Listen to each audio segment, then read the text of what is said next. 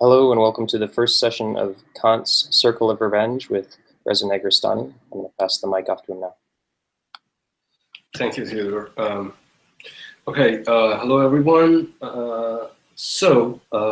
This session, I know that I have a scheduled 12 sessions for this course, but I expect that we will go over, that schedule, and those of you who have been in my classes before, that I always add 1 or 2 sessions, at the least to the schedule. So even though this is 12 sessions, I expect that we will go overboard and we'll have 1 or 2 more sessions, to kind of go over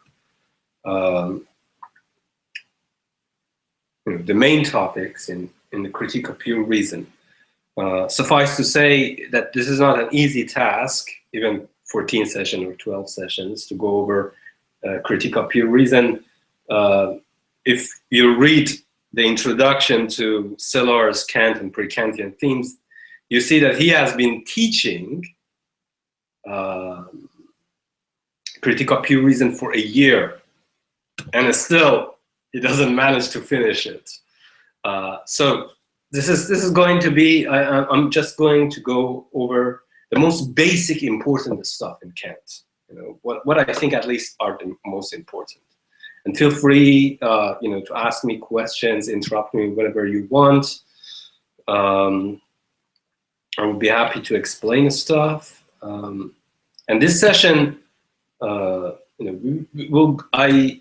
read a little bit of the introduction, the first 2 paragraphs of the introduction, the second edition, because I think it's just simply a basic core of critique of pure reason. I talk a little bit about some of the vocabularies in Kant, which needs to be taken into account throughout the whole course, because they're extremely confusing if not taken with proper assiduousness. Then I will start to somehow provide a historical background, a historical context for this text.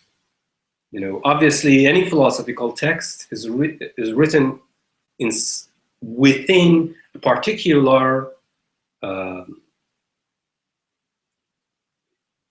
philosophical context of history. And Kant's work is no exception here. As I will discuss, this historical context is really the interaction between 2 major philosophical movements of its time. One of them is still prominent today, and the other one is not. But nevertheless, the one that is not prominent today actually made much more impact on Kant than the one that is still, prominent today. So what are these? The prominent one is empiricism, particularly concept empiricism of British philosophers like Locke, Berkeley, and Hume. And the other one is the rationalist metaphysics, a short-lived school of thought in Germany in early to mid-18th century, advanced by people like Christian Augustus Crucius and Christian Wolff, who were extremely influenced by people like Leibniz. And I will talk about this idea that some of the main insights of Kant's, which people think that are originally Kantian, are not really Kantian. They are Leibnizian. But a kind of reinterpretation of Leibniz inherited from Christian Wolff and Crucius. So this is going to be our first session. So if you have any questions, feel free to ask. Otherwise, I will start our course.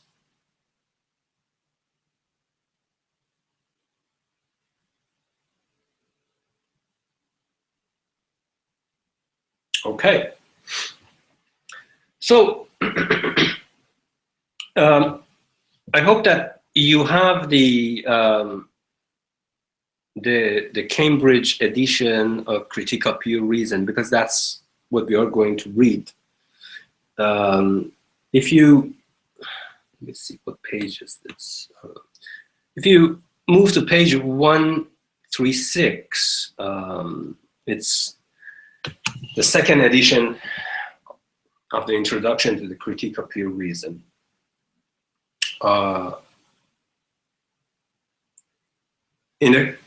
So, you know, the first edition, Kant essentially starts the introduction with the idea of transcendental philosophy. Okay? The idea of transcendental philosophy. In the second edition, he changes this title to something else, and this is really important, on the difference between pure and empirical cognition. No longer in terms of transcendental philosophy. What is transcendental philosophy? It simplifies a problem of transcendental philosophy into the difference between pure and empirical cognitions.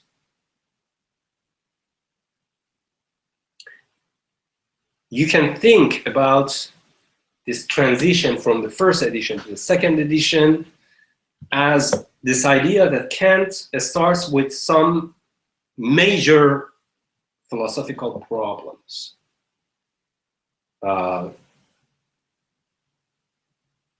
In the second edition, he tries to reduce, in a positive sense, to reduce these major problems to more simplified or tractable problems that can be pursued and discussed in the context of the history of philosophy, particularly the clash or interaction between British empiricists and German rationalist metaphysics. So, before moving forward, before I read these two paragraphs and start talking, let's start, what is really, you know, just encapsulation of what Critique of Pure Reason is about. Does any of you have a, you know, kind of a succinct formulation of what Critique of Pure Reason ultimately tries to talk about?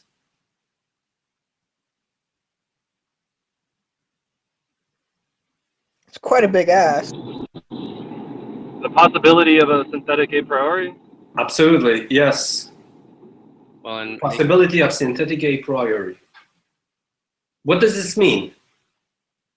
You know, obviously it's a jargon, synthetic a priori. What the fuck is that? knowledge that's not empirical but isn't analytic. Yeah, no, I'm talking about Kant's jargon.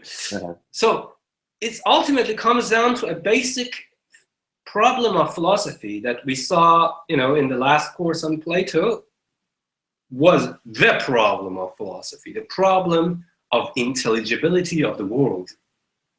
What is intelligible? So the Platonic problem of intelligibility, what are intelligibility? So what is intelligibility? Becomes or takes a different connotation in 17th century and 18th century. This new connotation is basically instigated or put forward by the scientific revolution, by the Enlightenment, the mathematization of nature, the Galilean, Keplerian, the Galilean, Copernican, Keplerian revolution. The idea that we can mathematize nature, but why nature should cooperate with us? Why is that nature, the so-called secrets of nature from a scholastic point of view, suddenly, once we start to mathematize it, disclose themselves before us? Obviously, this is not a kind of, simple task. Nevertheless, even if it is a project that unfolds through time and requires a toilsome labor, but nevertheless it's fruitful. We see that once we mathematize nature, nature becomes almost willing to cooperate with us. Willing to cooperate with us. This is so-called Pythagorean puzzle. Why is that nature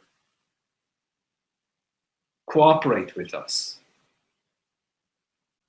when we try to learn from it using concepts, whether these are the concepts of mathematics or other disciplines? What this is for Kant is really this whole idea that the perennial problem of philosophy, the problem of intelligibility of nature, or intelligibility in general, is now sharpened to a new level in the wake of the Galilean mathematization of nature. And that's the pinnacle of it is Newton. Kant reads. And this is really the problem of synthetic a priori. What is synthetic a priori? We will talk about all of these, jargons, Kantian jargons, as we move forward. But a priori, or a priori, is the idea that there are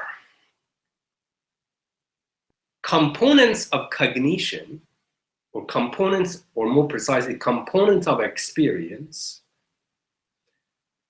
that are organizing or systematizing or integrating our experience as we know them. But these components are not derived, their knowledge is not derived from experience. Their knowledge, emphasis, is not derived in quotes, from experience, in quotes. Three important words: knowledge, derived, experience. Sellars called these accordion words. Accordion words. Why does this? Precisely because these seemingly innocent words creates such a bigger sound than what they stand for by themselves, like an accordion. So this is the meaning of a priori. Now, synthetic, there is the idea of syntheticness, or the word synthesis, is quite complex in Kant. But for now, let's think about it this way. This idea of synthetic a priori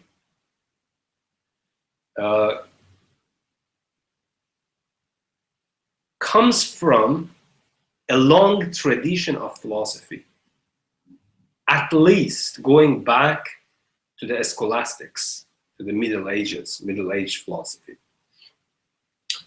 So what does synthetic mean? Synthetic, in this sense, means ampliative, means something that adds something to something else. So whether it is something and something else. It's a concept or a subject and its predicate. A subject and its predicate. So all bodies are extended. Okay, the concept of body is a subject concept. Is extended is a predicate concept. Okay? Subject and predicate. So we see here that by definition, the concept of body already means in the history of philosophy that in order for something to be a body, it needs to be extended in space. Spinoza, the scholastics, even Aristotle, so on and so forth. So here, the concept predicate is already contained or implied by the subject predicate, by the subject concept. This is called an analytic. This is called an analytic concept, where the predicate is already contained in the subject. Now, if the predicate is not already contained in the subject, we call these synthetic concepts. So what is a synthetic concept? A synthetic concept means, an example of this, all bodies are heavy. To be a body doesn't already imply being heavy. Okay? So heaviness is heavy. The concept predicate is not naturally contained within or implied by the subject concept. This is called a synthetic concept. It's ampliated in the sense that the concept of heaviness adds something else to the concept of body.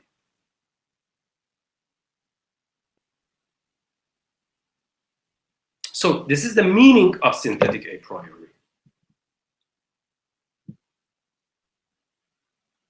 So how do we know stuff about the world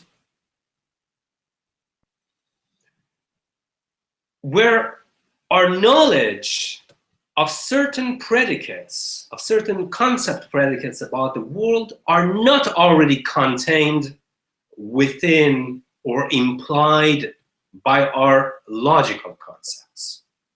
Next question is all bodies are heavy synthetic a priori, or is it just synthetic as such?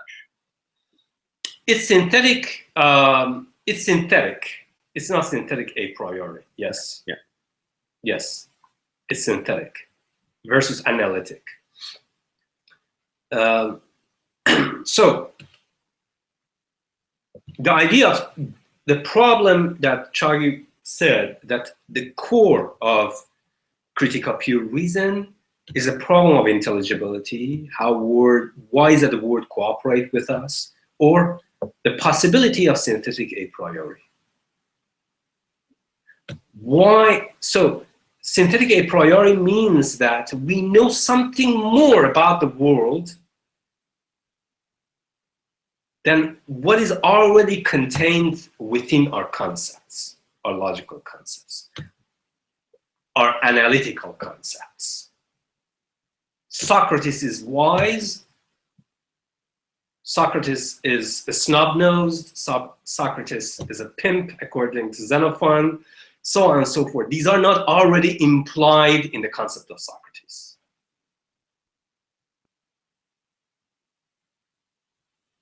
So how is that we learn these? This is the problem of the coordination between our sense impressions and our cognitions. The spectrum that connects these, what you might call to be cogitations as acts and sense impressions as materials. What connects these together is what Kant calls experience. So this ultimately comes to the question of what exactly is the structure of experience, as that which connects a priori acts of cognition to sense materials or sensory materials, simply sensations. Now, this might look a very tame question, but I assure you that once we move forward with this question, it turns into a monstrous question. It ramifies. It creates this massive ramified structure, which we stumble across new problems, even more fundamental than this problem, than the problem of intelligibility. And this is what you were saying earlier, that this is the big critique against Kant, that that he's saying the connection between our sensations and cognitions is experience, and that's where the synthetic a priori is stemming from, and that's a big problem, and that has terrible ramifications in his philosophy. Yes, yeah, but I think that, you know, Kant is not on the wrong track. He just doesn't see alternative tracks that are equally need to be taken into account.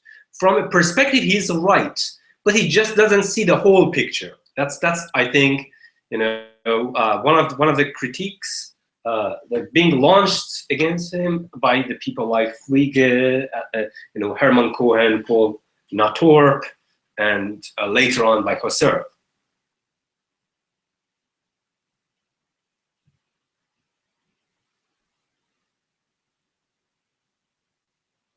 Any question before I move forward?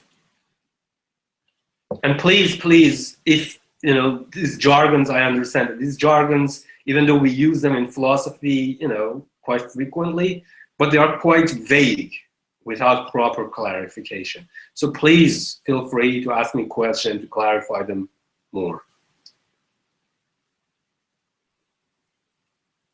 I'm curious about where does like the subject predicate logic initially stem from? Well, it's actually, you mean that like where is the historical origin of this discussion, or what is its genetic, the proper genetic origin? If you mean historical context, it's Aristotle, really. Oh, okay. Aristotle and Plato, yes. Plato and Aristotle's, you know, idea of syllogism. But if you mean genetic in a broad sense, beyond the scope of history of philosophy, it's really the whole idea of thought. It's the origin of thought. It's the origin of thought as such, which we will talk about. And that's exactly, as we move forward, we see that this is Hermann Cohen's critique of Kant, the so-called the thought of the origin.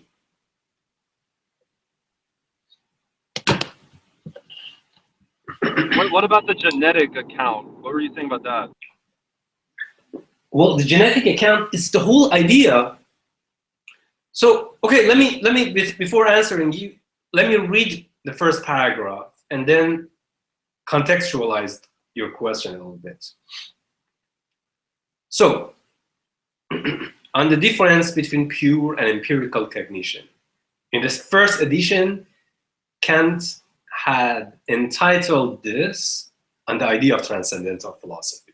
As I mentioned, he breaks down the idea of transcendental philosophy into two more tractable problems: the difference between pure and empirical cognition. There is no doubt whatever that all our cognition begin with experience. For how else should the cognitive faculty be awakened into exercise if not through objects that simulate our senses? Okay, I'll highlight this: simulate our senses. The role of our objects is that they affect our senses. One, they affect our senses. Now, okay, here is another important commentary needs to be put forward, precisely because it's going to be really confusing if we don't pay attention to this. Okay, you see, in German, there are two untranslatable words for object, at least. One is Gegenstand and one is object. A Gegenstand is a sensible object.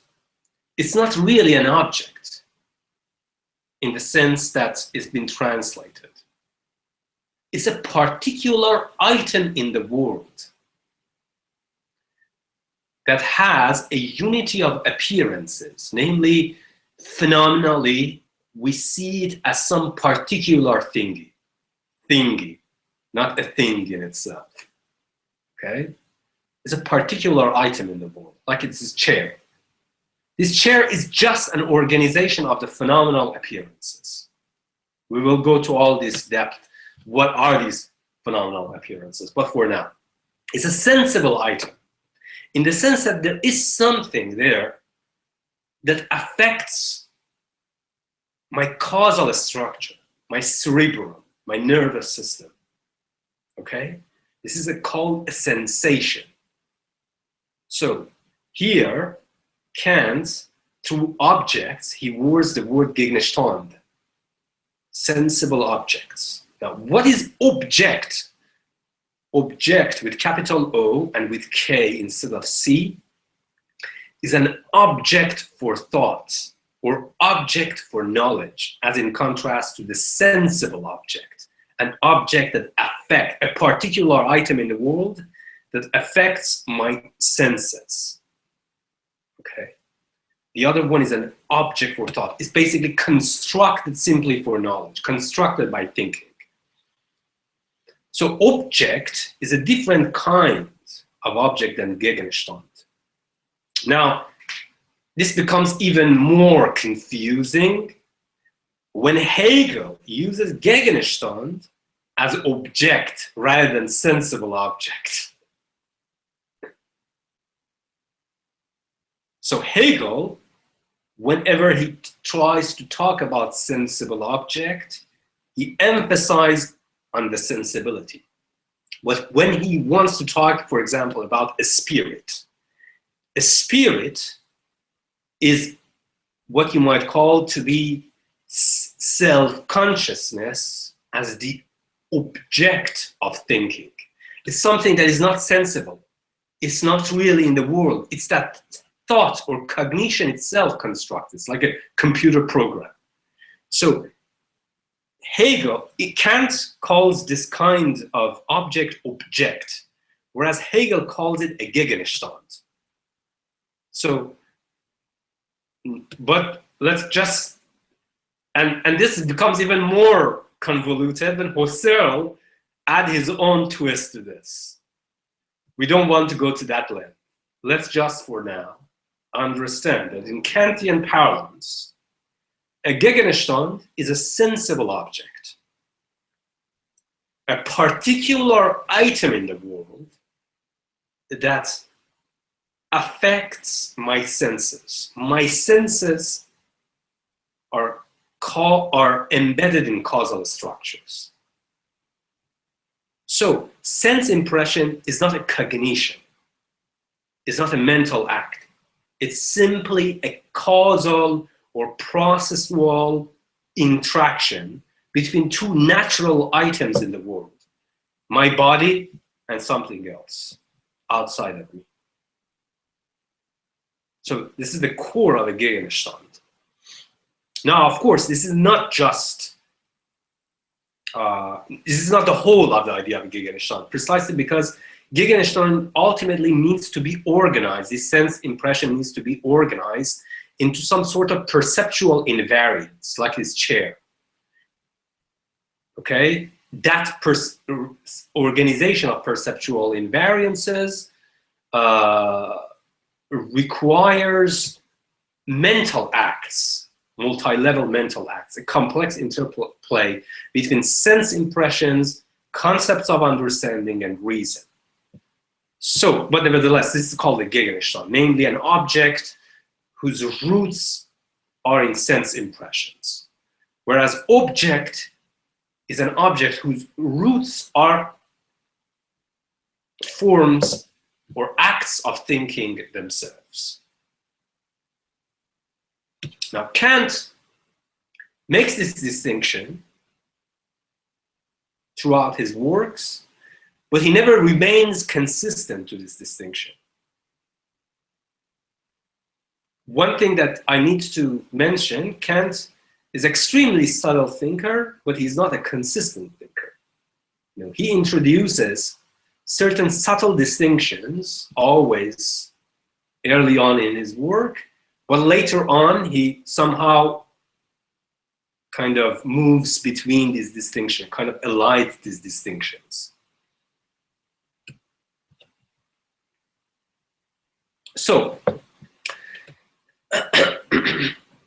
for how else should the cognitive faculty be awakened into exercise if not through objects that stimulate our senses and in part themselves produce representations, in part bring the activity of our own understanding into motion, to compare these, to connect or separate them, the whole idea of organizing, separate them, and thus to work up the raw material of sense impressions into a cognition of objects that is called experience. So you see, for Kant, the idea of experience ultimately means arriving at the cognition of Gegenstand, at organization or synthesizing a Gegenstand out of raw sensory materials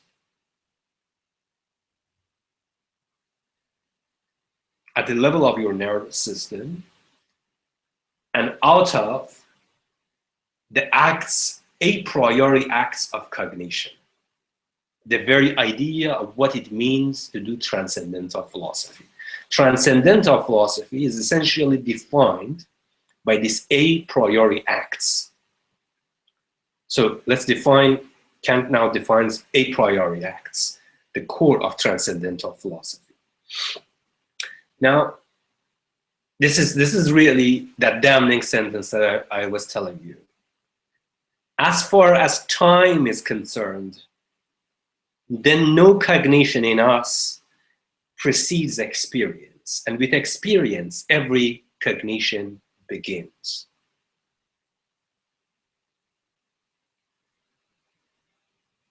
Can anyone say something about this sentence? Like somehow criticize, kind of dissecting it. It just seems that there's already some degree of cognition going on in this creation of the Gegenstand. To me, I mean, it seems, you know, like at a lower level, but there must be something going on. Yes, absolutely. That's absolutely the problem. So you see, this sentence doesn't seem.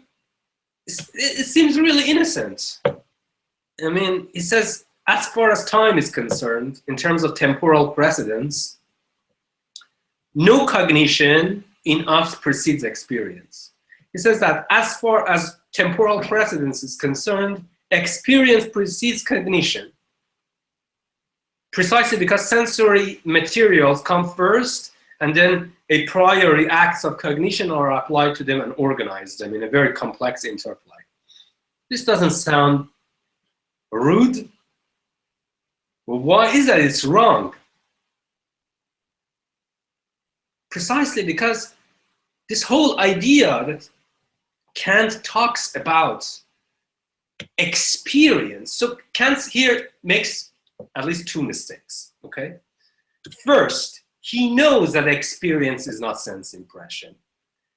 Experience is the complex interplay between a priori acts of cognition and sensory materials or sense impressions. How I am thus and so being affected by objects or items in the world outside of me. So this is obviously not experience. The only way that you can say that experience precedes cognition is when you conflate or confound experience with sense impression, which of course Kant is against that move. So obviously this sentence doesn't make from this perspective. So there is another way that you can approach it, that we are, our thoughts, our a priori thoughts, are always somehow restricted by the limits of our experience. Another way to put it, as Husserl does in formal and transcendental logic, is you say that the logical dimension of thought is restricted by the structure of our transcendental experience. But this is a far worse mistake than the previous one. Precisely because Kant, as I mentioned, is a very subtle thinker. One of the distinctions that he always makes in his philosophy is that a philosopher always needs to distinguish between act from its content, act from its object. So here, he confounds act and object. Cognition comes in two senses: a cogitation, an act, and a cogitatum, thought as an object and thought as thinking, as an act. It is only thought as a content that is restricted by experience, but thought as an act is in fact precedes experience, precisely because if it was not thought as an act, experience could not even arise in the first place.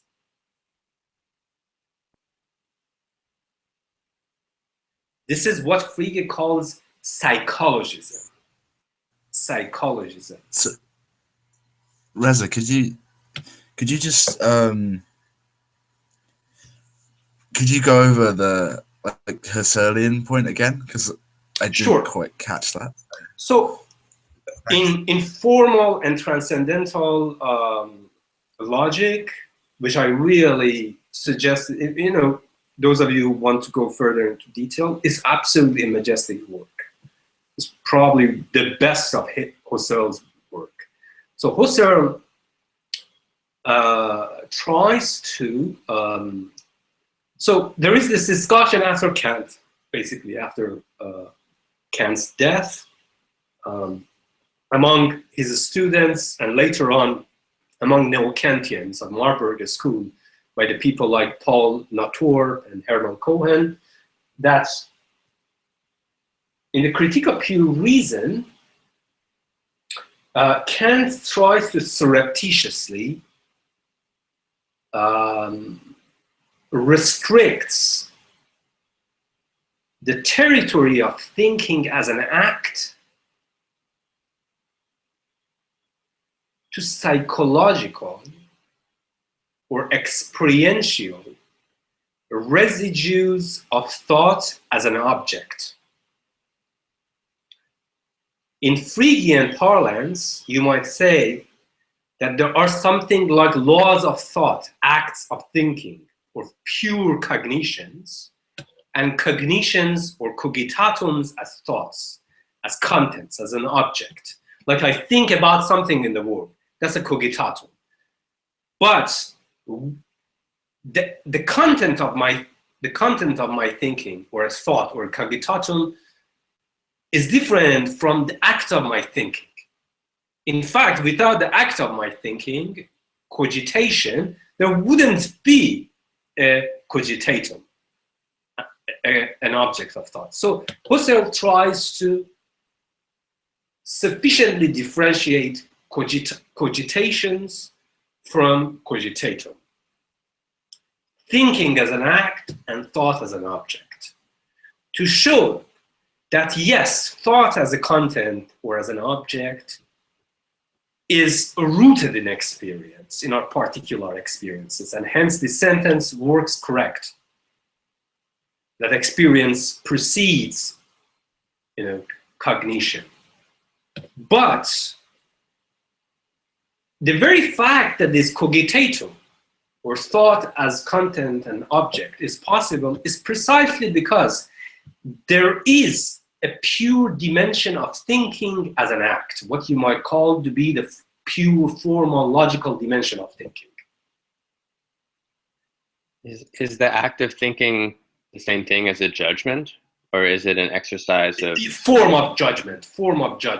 So you have, Husserl actually talks about this, that you have judgment as an act, which is purely logical, formal, and you have judgings. That's analogous to cogitations and cogitatum. Thinking as an act and thinking as an object. Judgment as an act and judgment as a content. How does the distinction between understanding and reason relate to this? Like, it doesn't relate to this at this point. We will come to this, but there is no.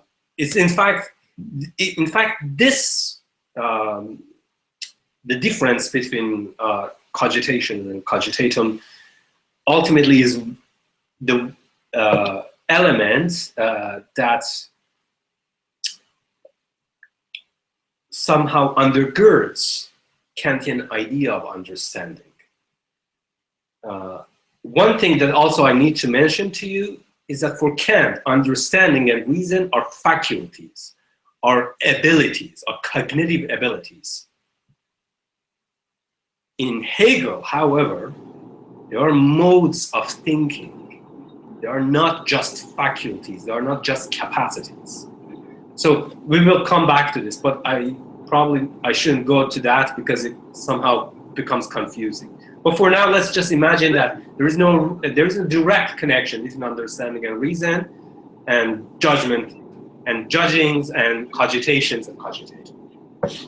And it seems like, judgment is extremely chaotic, but then it's prior to experience. So is it closer to, what he was trying to arrive at with the synthetic a priori, this idea of like a chaotic judgment being like prior to everything else? Like, what does that mean? So what is exactly a judgment? We will get back to this, but judgment is essentially a logical form. It's a relation between subject and predicate that can be multiplied. P is Q, is an assertion. Socrates is wise, subject and predicate, okay? Now, you can use logical operations that are purely formal in order to create a dynasty of fundamental forms of judgments or acts of judgment rather than content. Like, such as, if P, then is Q. Or PQ is Q. Assimilating the predicate within the subject and then applying another predicate to it.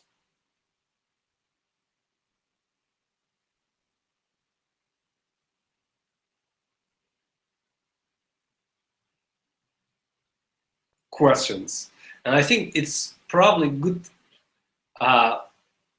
point to have a very small break and then come back. I know that, sorry, I didn't mean to jump into these kinds of like biotechnical stuff, but unfortunately this is going to be the course of this whole class. We are, this is just rudimentary stuff.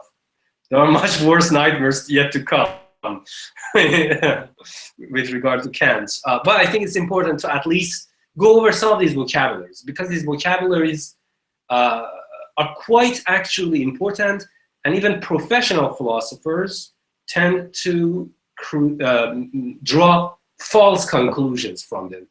People like Sellars, and Sellars, Sellars is mighty Sellars. He actually draws wrong conclusions, precisely because he confounds the distinction between a Gegenstand and object. Or, for example, people like regular Deleuzians in Continental, regular Kantians like Deleuze tend to elide the distinction between cognition or cogitation and cogitatum. We will go over all of these, but I just want to kind of, as we move forward, I make these subtle distinctions that are put forward by Kant to make sure that, when we are talking about Gegenstand, we mean sensible object. We are talking about thinking, then you should ask, when I talk about thought, then you should ask, do you mean thought as a content? Or do you mean thought as thinking, as an act? Because they are completely fundamentally different. So just to hop in and try and like explain it for myself, the right off in the first paragraph, we're addressing the problem of is thought an effect of a causal sequence, or is thought somehow an act separate from this causal order? And that's coming into the forefront for Kant as a problem that's seemingly self-evident because thought is contained within time, right? Yes, more or less. Why more or less?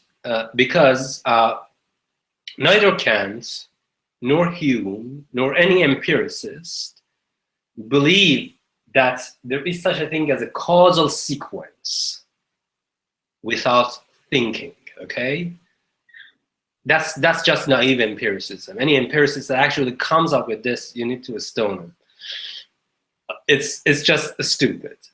Even Hume, the most skeptical empiricist, never says something like that. In fact, he discourages you to say something like that. Because causality or causation requires modal vocabularies, requires modal concepts. What Hume talks about are habits. Now I will introduce what really he means by habits. He doesn't mean habit in the ordinary sense. He means convictions. Sense impressions and convictions that comes in a sequence. They are not causal, but nevertheless is a temporal sequence. The temporality of which is explicit to us, which of course that becomes a major point of Kant's critique against Hume and empiricism in general. But yes, as you said, yeah, you can read it in that way with these caveats, of course. Right. I just to read this one portion from the preface A, he says, "The chief question always remains, what and how much can understanding and reason cognize, free of all experience, and not, how is the faculty of thinking itself possible, since the latter question is something like the search for the cause of a given effect." Yes, you see that he gets rid of this in the second edition. It's precisely because of that. It's because, you see, he knows that he has made a mistake of eliding the distinction between thinking or thought as an object, the knowledge of which, okay, here, you see thought, okay, thought, you see, you have thought as thinking as an act and thought as a content. So, the thing is that that's really the core of Kantian conservatism versus Hegel. Precisely because he still thinks that thought is something that you can approach it as a Gegenstand, namely a sensible object. But thought is not a sensible object, neither at the level of an act, nor at the level of content. You see? Thought is not a sensible object, it's an object. It's an object for and made and constructed by thought as itself. And that's really Hermann Cohen. We get to this. This is the linchpin of Hermann Cohen's critique of Kant. The thought of the origin. That the thought of origin belongs to the dimension of logic rather than to experience or transcendental logic. And it seems like this would have implications in physical objects as well, that they can't be objects at their base either, it seems like. Yes, I mean, that's absolutely, I mean, Kant knows this. Kant already knows this, that you can't have an object without a priori acts of thinking. But nevertheless, as I mentioned, he's subtle, but he's not consistent. He basically refutes himself once in a while. And he comes up with this idea that, oh, well, thought requires object. No, objects requires thought. Otherwise, you couldn't have, as you said, that if you didn't have the a priori accident, how can you organize objects out of sense materials? We will get all to these, so don't panic. We will get to these slowly. stage by stage. Okay, let's have a break and then let's come back. Okay, sounds good. 10 minutes or 5 minutes or? 5 to 10 minutes, sure. Okay.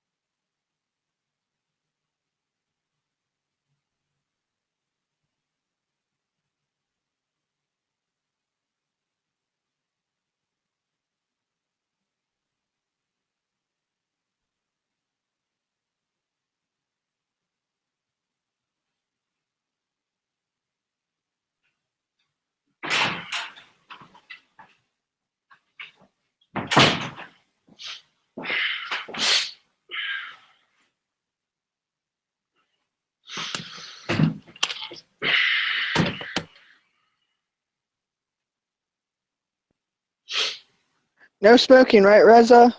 Sorry? No smoking, right, Reza? Oh, I just hate it. Life is really grotesque without smoking. Only I'm allowed to smoke, Reza. You're not allowed to smoke.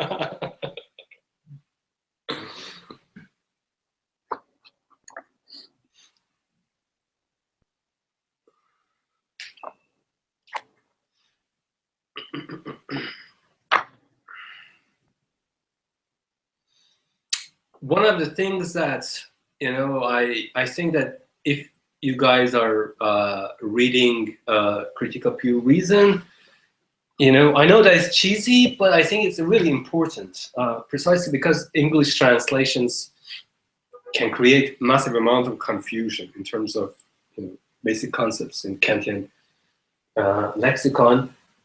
I recommend Howard Cahill, Kant's Dictionary. It's actually quite good. You know, it somehow it simplifies, you know, this whole idea that, for example, you know, when Kant talks about idea, what does it mean? Idea, you know, there is nothing more trivial than the concept of idea in philosophy. Everyone talks about idea. But what does it mean? Plato talks about idea. Hegel talks about idea. Kant talks about idea. But they absolutely mean different things, okay? So it's really important if you want to really pay attention to these subtleties.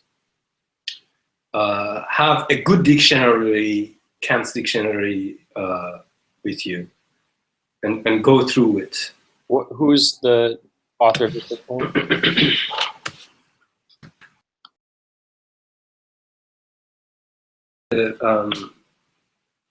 That's the spelling. I'm not sure. It's Kant's dictionary. It's famous.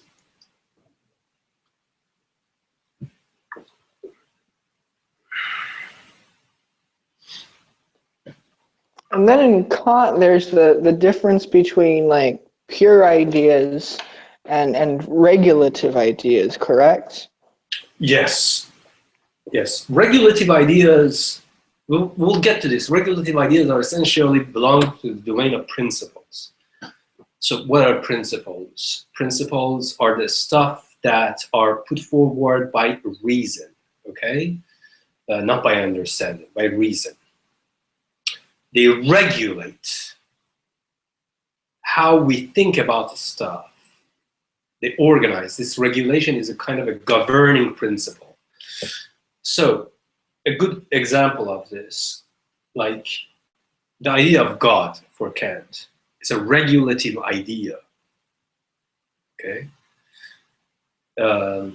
But regulative idea doesn't mean that it's real. It's simply a product of reason. Out of its own resources, it bootstraps and put forward the regulative idea to regulate and organize its expanse toward something more, usually an infinity, God.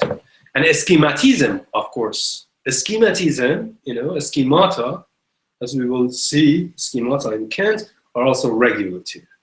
And they have a regulative function. That's why Kant says that you never know about what these schemata are, precisely because they are mysteries of the soul, the profound mysteries of the soul. And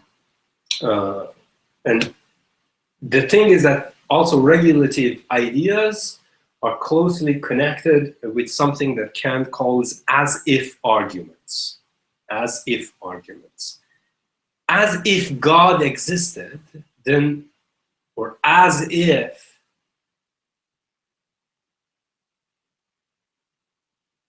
cosmos was infinite, then what would be our duty? How should we behave? How should we think? So these are as if arguments.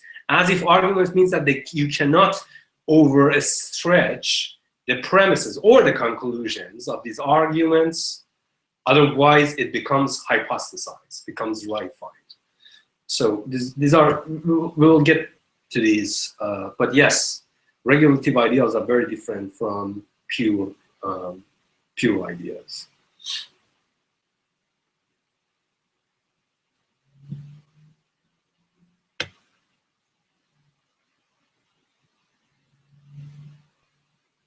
Any question, any comment, any heckling?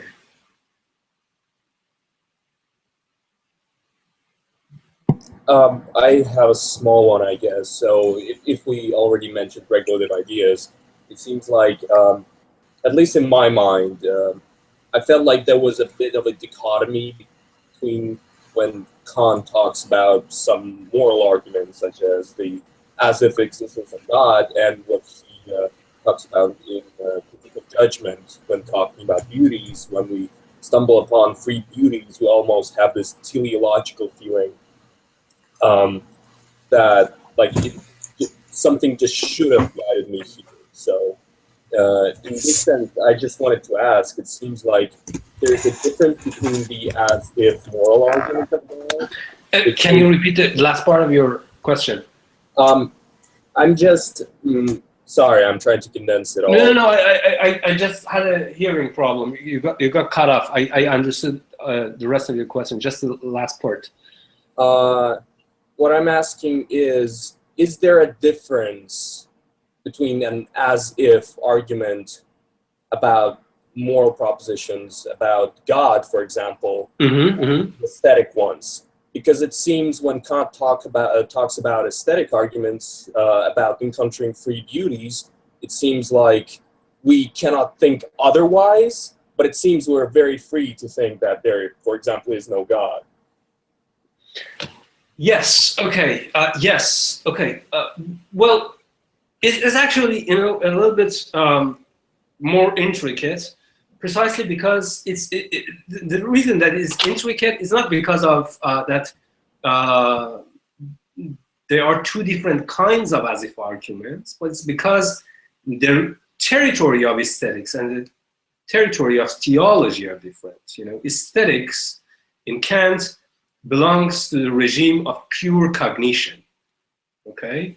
Whereas the other one belongs to the speculative reason. Now, Kant, the very idea of teleology is an as-if argument in Kant. Kant is not Aristotelian. When he talks about teleology or telos, he doesn't mean it in an Aristotelian sense, that as if nature has some telos in it, as if there are real functions in nature, okay? He says as if, analogically posited, in comparison or in analogy with our theoretical and practical reasons, then we could say that, for example, heart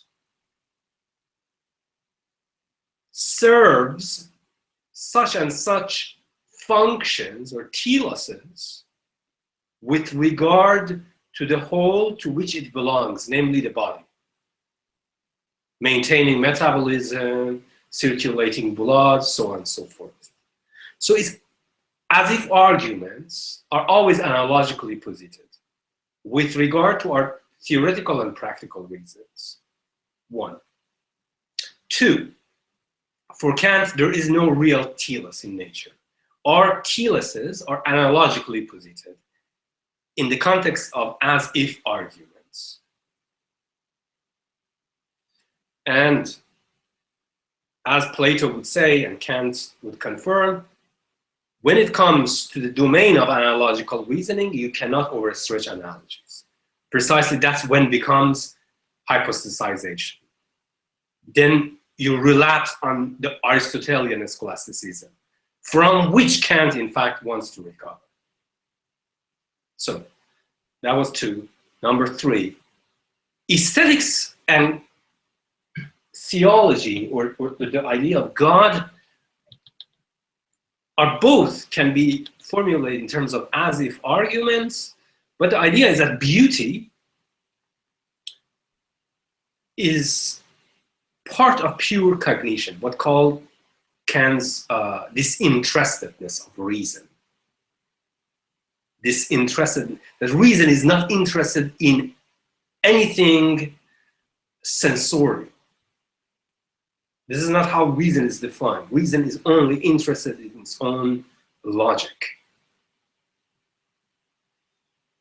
So disinterestedness of reason is what allows beauty to emerge. Now, whereas a speculative reflection of reason unto itself is what allows God to emerge. Now, the idea of a speculation in Kant is quite slippery. We will get back to this. But in German idealism, there are 2 at least forms of a speculation. One is a Kantian speculation, which is simply a reflection mediated by experience. And the other one is a Hegelian idea of a speculation, which in fact tries to divorce itself from a mediation that seems to be immediate.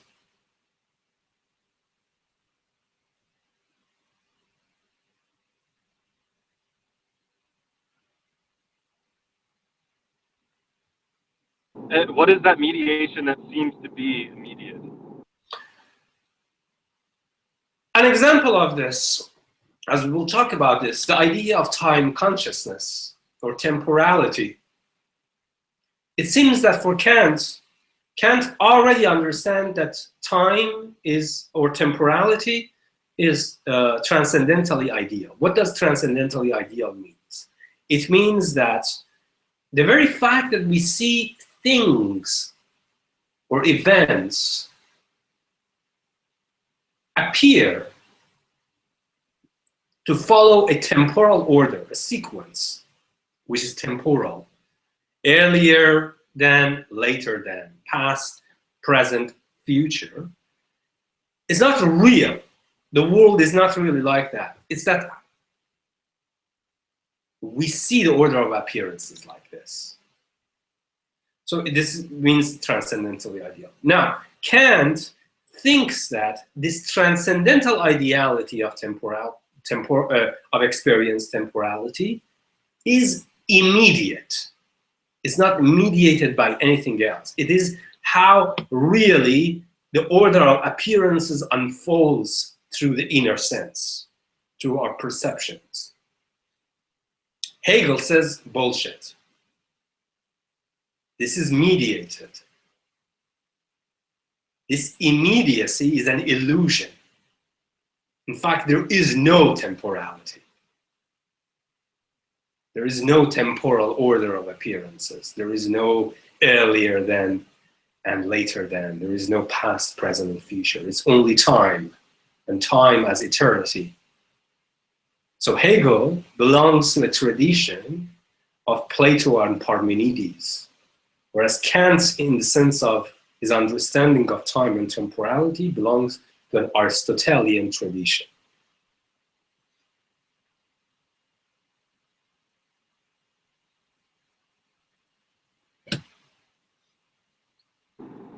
Can I give some pushback, because I'm not exactly sure why he would fall into this Aristotelian, like, sort of teleological version of time when the emphasis upon time is like that it's a subjective condition for thinking. Their time is not you see of the objects themselves. Sure. You see, this is actually a little bit. Well, okay, I need to apologize because the way that I presented it was a little bit simplified. Kant is more subtle, but nevertheless, he's still Aristotelian. Now, why? Why is that he's not?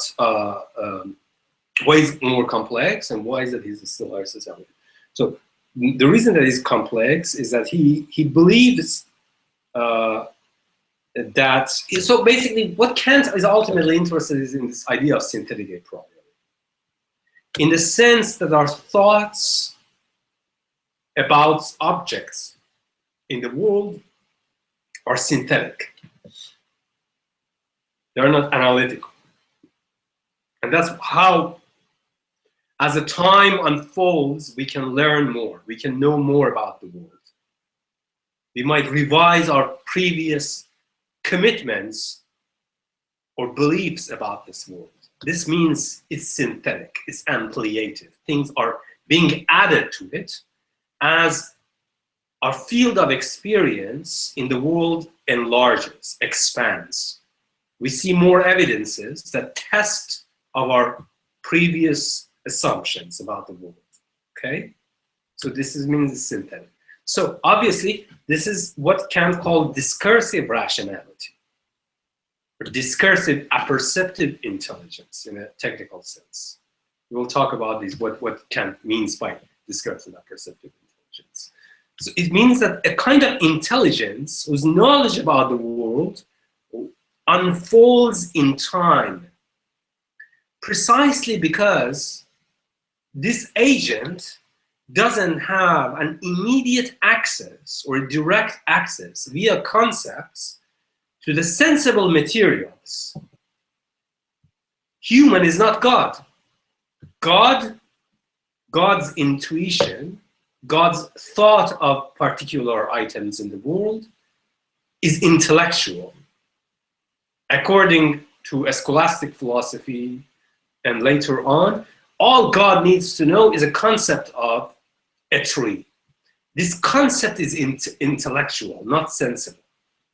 Knowing this intellectual concept of a tree means that I know everything about this particular tree. Whereas humans' concept of a tree is sensible. It is a particular kind of tree that thus and so, such and such affects my senses in real time.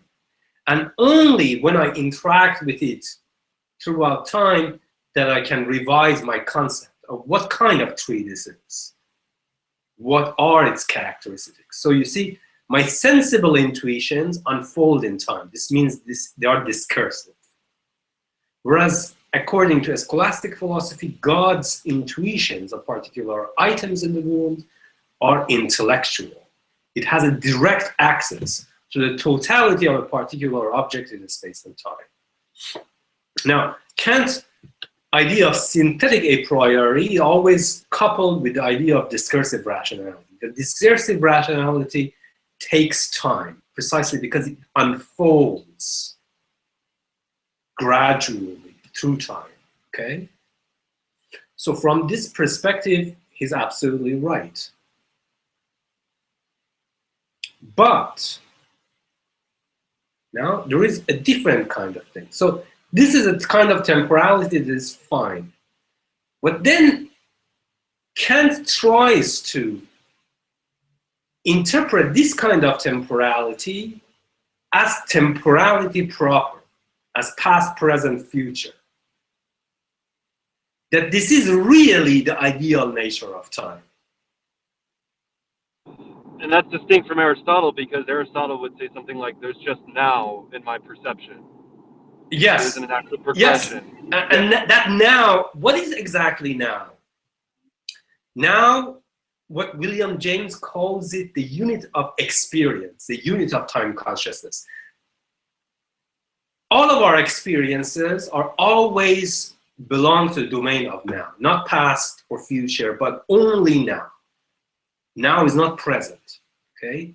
Don't mistake now with present. Now is a unit of time consciousness of an experiencing transcendental subject for whom what I have experienced right now appears to be moving toward distant past. What I am experiencing immediate now appears to be moving toward less distant past. And what I will experience, what I anticipate to experience, is moving toward the direction of present and the immediate past. So this now, which is the unit of Kantian experience, is also happens to be the very marker by which we can talk about the temporality of time as such, past, present, and future. And that's exactly what Kant does. So Kant, at one point, says that our consciousness of temporality is ideal, or transcendentally ideal, means that it's not really real. But at the same time, he says that this idea of experience temporality is time itself. It is the basis of time itself. Now, this is a bad move. Having the first one doesn't warrant jumping into the second one. Because what if time being the objectivity of time is independent of how we perceptually perceive events that are happening in time. Namely, the disjunction between how our memory records events and what time itself is. There is no apparent or immediate link between these two.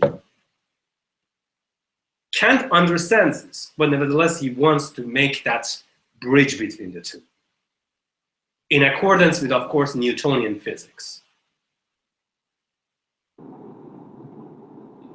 It almost sounds like he's aligning time with in something that's similar to judgment, like in a bad way. Like he's aligning time with judgment in the wrong way. Because if it was aligning with the judgment in the right way, it would be more chaotic and not like this solid edifice of time as what time is. Yes, I mean, no, I mean that is, and that's, I will basically we will get to this when we get into Kant's commentaries on inner sense. So what is inner sense? Inner sense, what you might call to be inner perception, is where, so outer sense is when your nervous system is being affected by these stuff that are happening outside of you. Like something, a particular item affecting your sense organs. And this is a flux of sensations, stuff going on. They're confused, absolutely moving in every direction. There is no sense of a space and time about them. Now, this is called outer sense. Inner sense is a faculty or a capacity that starts to organize this confused influx of sensory inputs, organize them as temporally divided, earlier than, later than, past, present, future, so on and so forth. Kant identifies inner sense as where his critique of pure reason starts. Thereby, he gives an extremely important role to time and time consciousness in the account of the possibility, the conditional possibility of synthetic a priori, or how we can have a synthetic a priori knowledge of the world, items in the world. So this idea of inner sense, which is essentially coupled with the idea of temporality or internal organization of sense impressions according to an internal sense of time, becomes extremely important. As I mentioned, Kant obviously understands time at this point as something being internal, specific to the agent, not something as metaphysical account of time. But nevertheless, he moves on, makes this a sneaky move, and bridges this temporal understanding of time, which is the unit of experience, and the most important element of synthetic a priori, to the metaphysical account of time. That he shows that time itself has such and such characteristics. But that's just absurd. Just because we experience things thus and so doesn't mean that things in the world, including time, abide by or conform to the characteristics of our experience.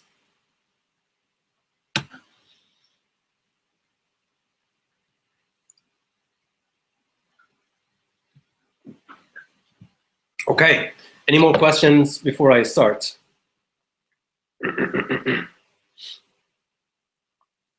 I was looking at Jay Rosenberg's book a little bit, and I don't know, I don't quite remember, but like he seemed to suggest that in some ways Kant's account of time could be justified in that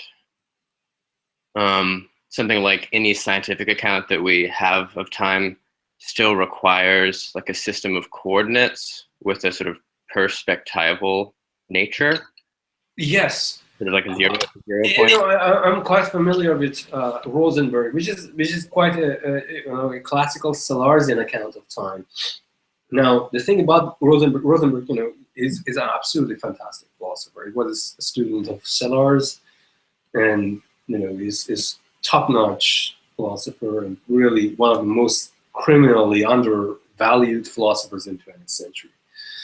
The thing is that with Rosenberg's account of time, is that Rosenberg knows about all of these subtleties. But the thing is that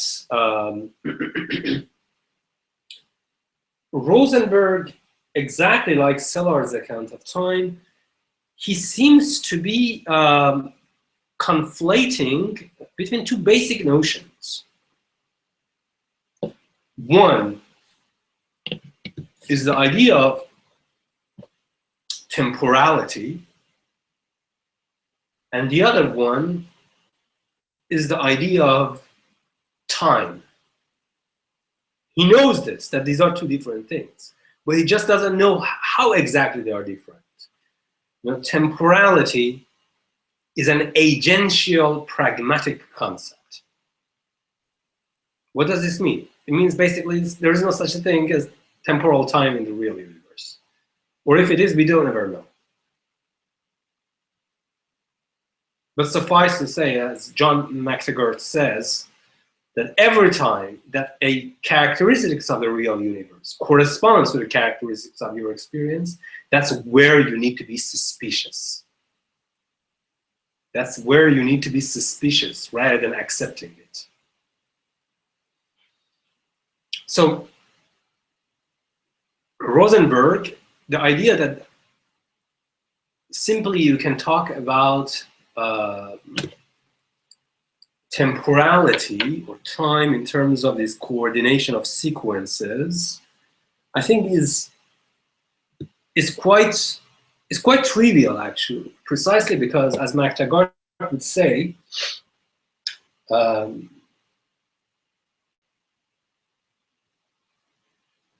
let's say that my experience of this particular item in the world precedes or is earlier than my experience of this particular item at a later time.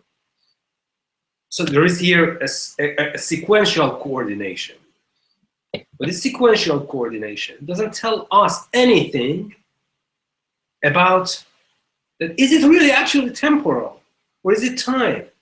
It can be actually a spatial, as modern physics shows us. Change is not temporal in modern physics. It's a spatial. It's a metrical spatial coordination.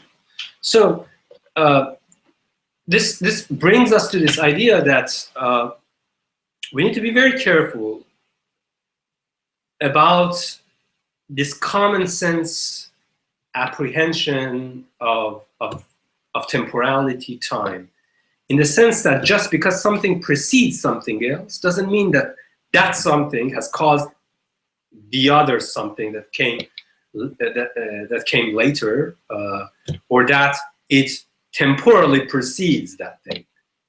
These are just from the perspective of the time conscious entity. So, like, in a way, maybe like temporality precedes time epistemologically or something, but pragmatically, from an agential perspective, yes. But the agential perspective is a pragmatic concept. Pragmatic concepts are not metaphysical concepts, or not even ontological concepts. Okay, thanks. Absolutely.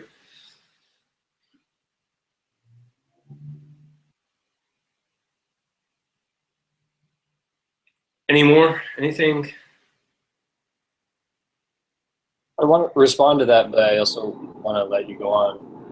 Yeah, I was kind of wondering more about like the misconceptions, of space too. Maybe you could talk a little bit about that, how that might factor in. I will go that without. I mean, I don't want to go into too much into more detailed stuff that we are going to work with. But yes, absolutely, a space as well, a space and time, and that a space and time in Kant.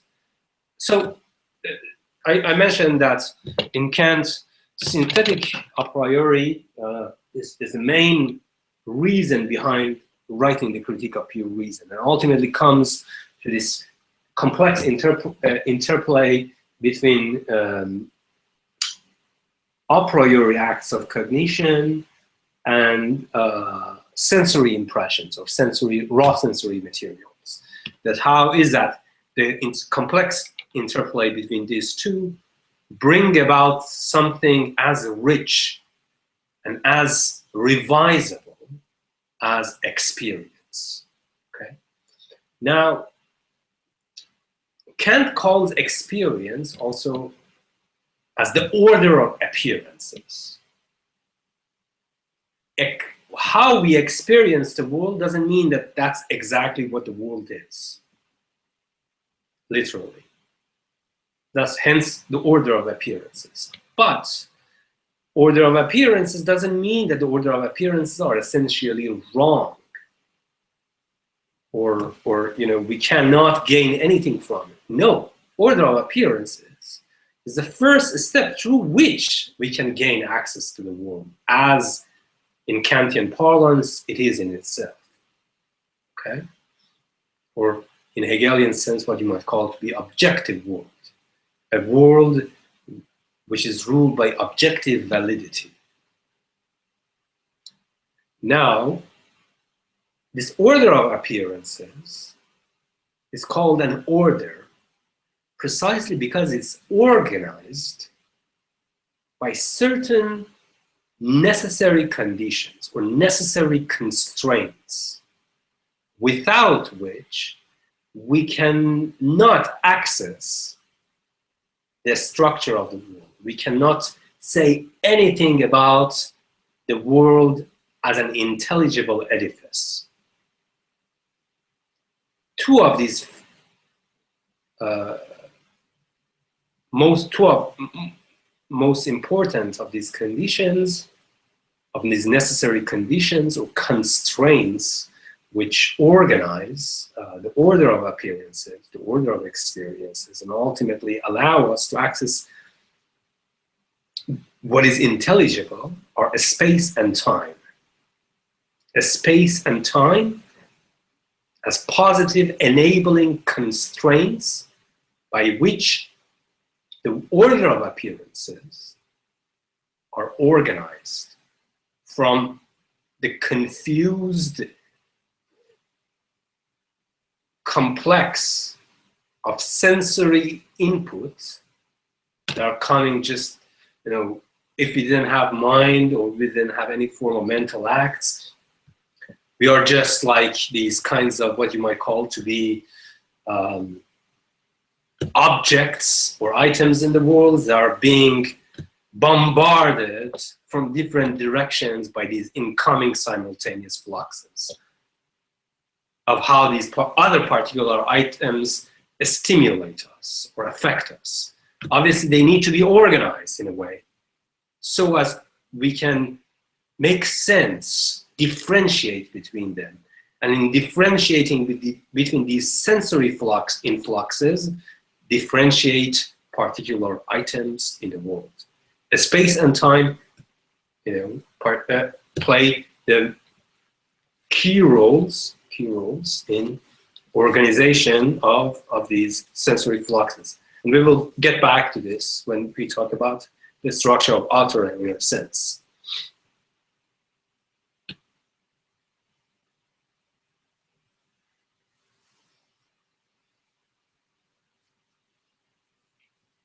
Can I ask a quick question? Absolutely. When you say space and time that Kant's working from, is that what science was he basing that on? Did he just sort of come up with that, or was he is that influenced by the science of his era? There's quite actually a very detailed discussion about this. So as I mentioned, Kant's idea of a space and time, you might say that space and time in Kantian philosophy take shape at least on two different levels. One is a transcendentally ideal, the pragmatic agential aspects of how we experience things and what is necessary for us having experience. And another one, what you might call to be the metaphysical or physical or real accounts of space and time, right? So real space and time versus the experiential subjective space and time, which is in its subjectivity has a core of objectivity. Now, At the level of real space and time, Kant was, of course, very influenced by Newtonian physics. Newtonian account of space and time, absolute space and time. Now, at the level of psychological or transcendental psychological account of space and time, which are the necessary conditions for the order of appearances to be organized so we can have experience, so we can have objective account of intelligibility in the world, he was not influenced by science.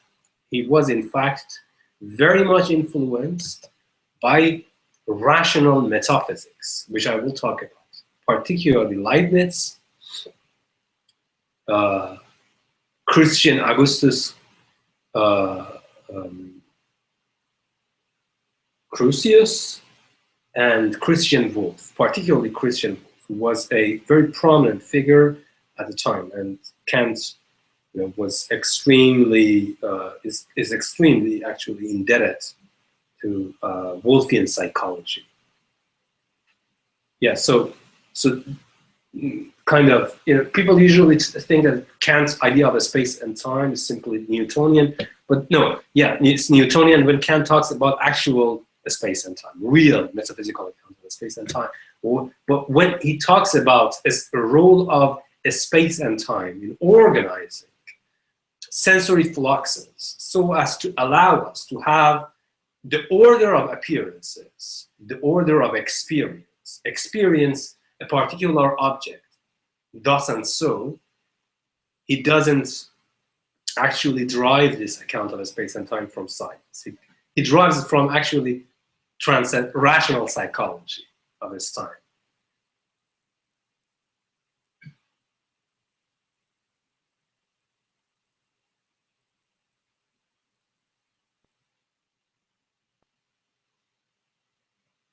Theo, you had something. Don't worry. I mean, you guys don't worry. If well, we are almost running out of time, and I haven't even started the introduction. So next session, I will go through the historical background, and as I mentioned, don't worry. Those of you who have been in my classes, whatever is left, I will make, arrange additional sessions at the end. So we can cover everything as far as we can. So, it's important. I mean, I understand that this is a monstrous work. You probably, all of you have somehow read Kant in different capacities, and there are things that are vague for you. It's better to get rid of these, vague notions, ambivalences, whatever question that you have early on, so, we won't be kind of bogged down by these kinds of things later on.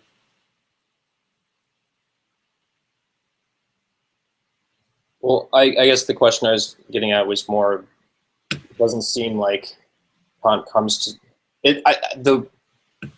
By what right we come to say anything about time as such, as it is in itself, is complicated in Kant, because of the role that the thing in itself and the epistemological limit plays for him. Yes, but you see, there is a reason that Kant, one of the things that you need to have in mind, and unfortunately that Kant is completely aware of this, first of all, this distinction, a distinction that I'm going to mention. And unfortunately, for some reason, philosophers in contemporary philosophy, particularly continental philosophy, somehow miss that, oh, well, Kant was aware of this distinction, and unfortunately they came up with something called the speculative realism. This whole idea that Kant is completely aware of the difference between thinking time and knowing time. You can think time as it is in itself, but you don't know what time is. Two different things. Thinking time is possible. It's in fact encouraged, whereas knowing time is impossible. At least for us, locally and contingently constituted discursive apperceptive selves. Thinking time is very different than knowing time. And in fact, Hegel tries to show that thinking time is in fact more radical than knowing time. In fact, knowing time is a subset of thinking time. That's Hegel's revolution.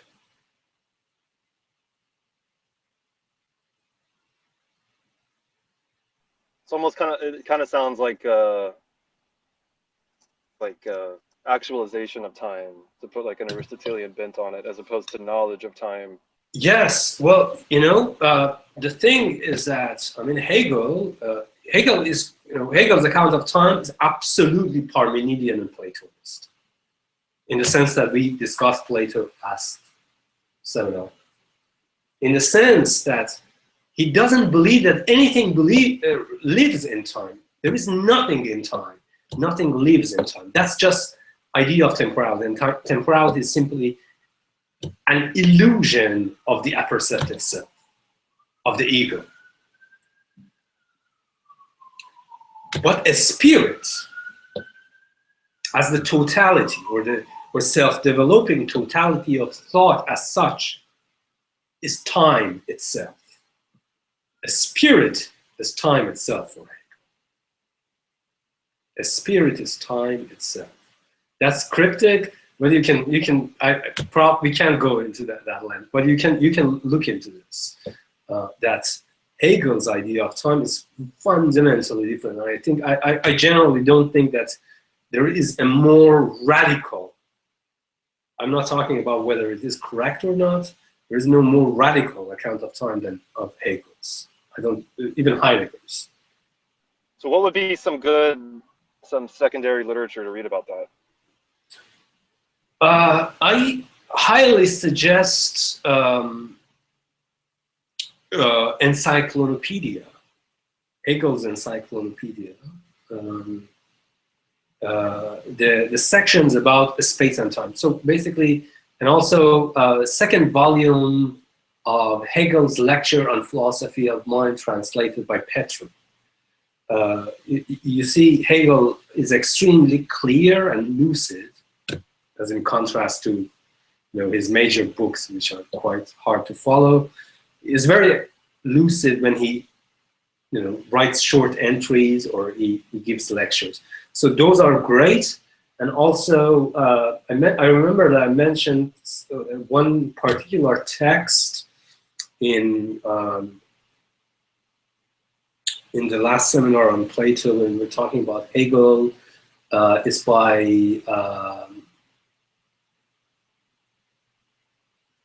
the guy, I forgot his name, but it's called, Theodore, can you remember, was it Wigner or Christian, Hegel's account of antinomies and time? No, I don't remember. I will find it for you and put it in the Google Drive.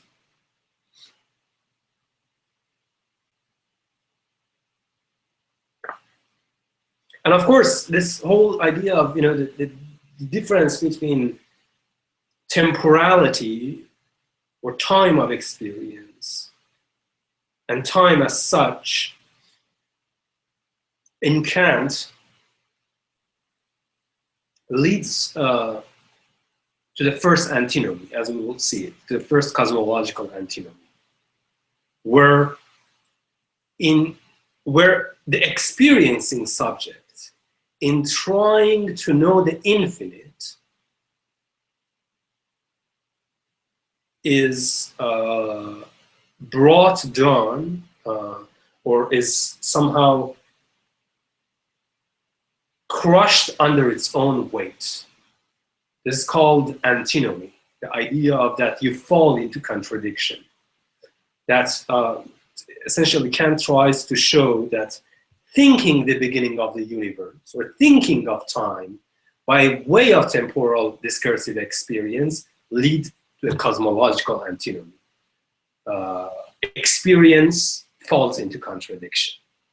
And Hegel tries to show that's exactly where Kant doesn't follow his own recipe. Precisely because Kant,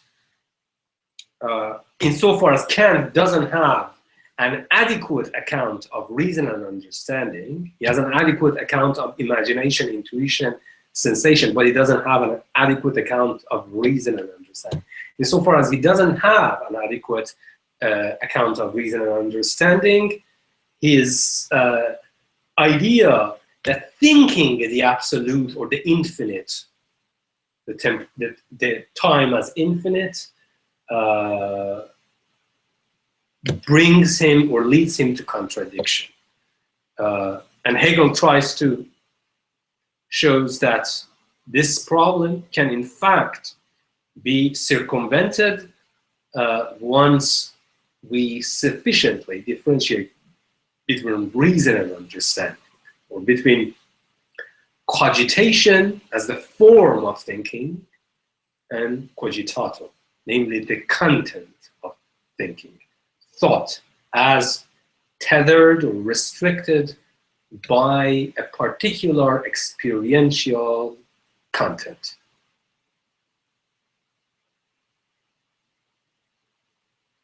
So then would Kant be more consistent if he related time to the transcendental ideas in some way? Yes, yes. Yeah, absolutely, yes. Okay, yeah, I see what you're saying. Or at least not transcendental ideas, but what you might call to be,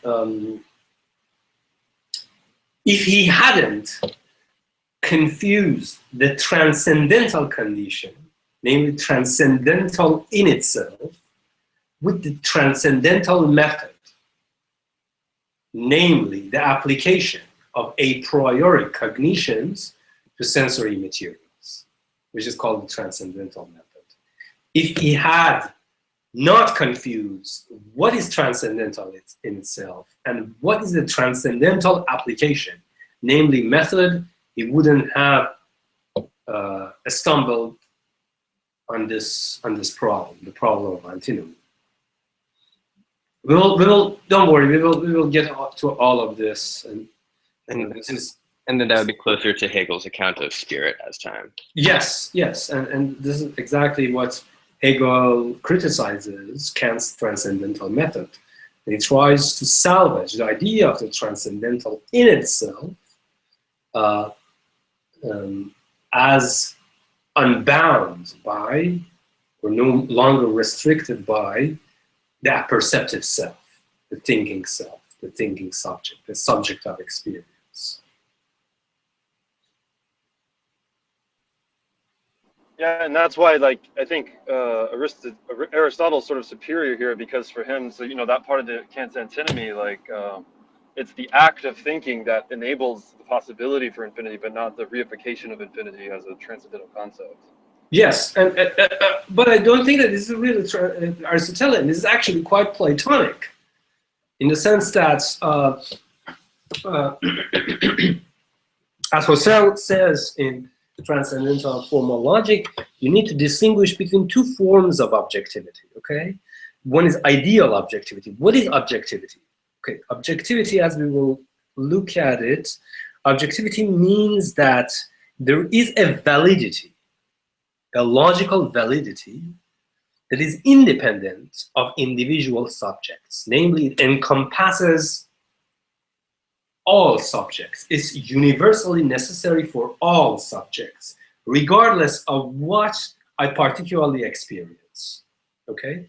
This is the ideal objectivity. Now, there is also another called a real objectivity. And real objectivity, you need to be very careful with it, precisely because real objectivity also requires the positing of an actual thing in itself.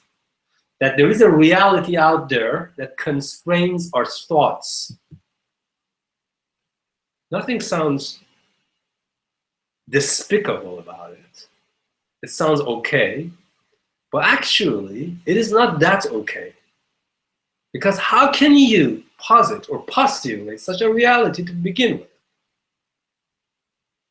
Now, Husserl says that if you in fact want to rescue the idea of real objectivity, namely that there is a real world external to me that is independent of my thoughts and experiences, then you need to take the idea of ideal objectivity very seriously. And ideal objectivity, Husserl says that its origin is really Plato.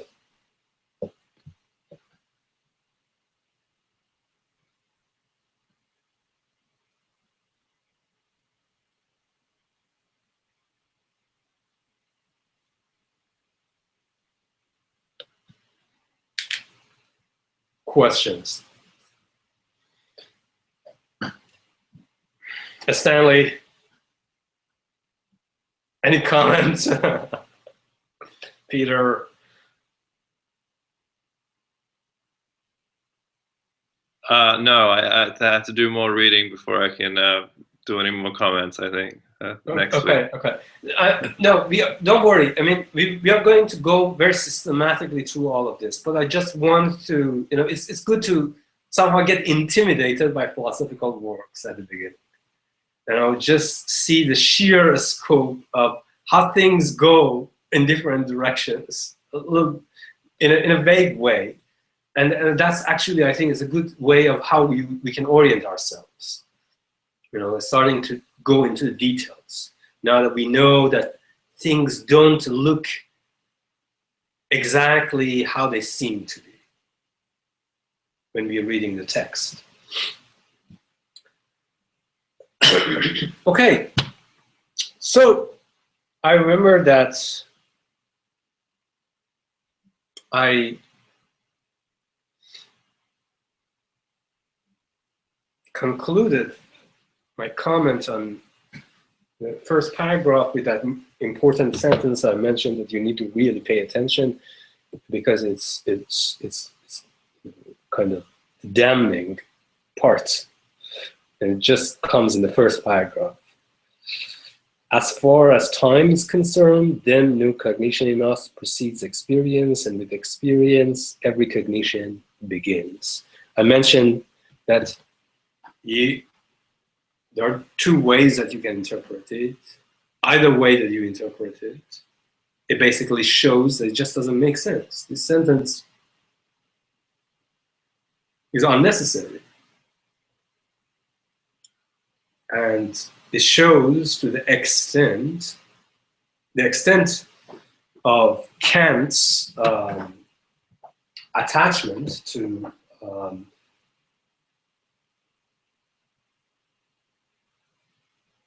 a kind of pre-critical metaphysical system.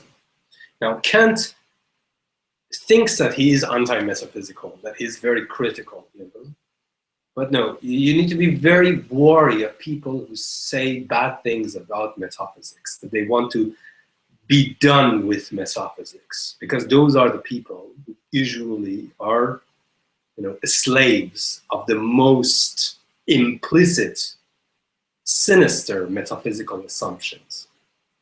And Kant's is absolutely falls into this category, as we will see. Now, I talked about psychologism.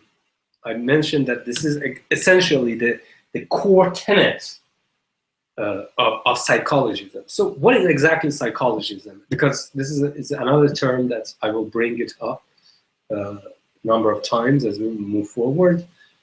Well, psychologism comes in a strong and weak variety. So the core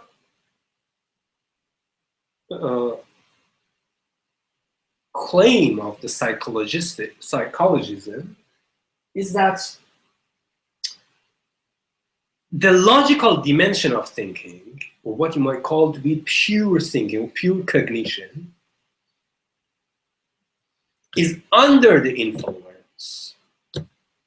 Okay, that's one, either under the influence, two,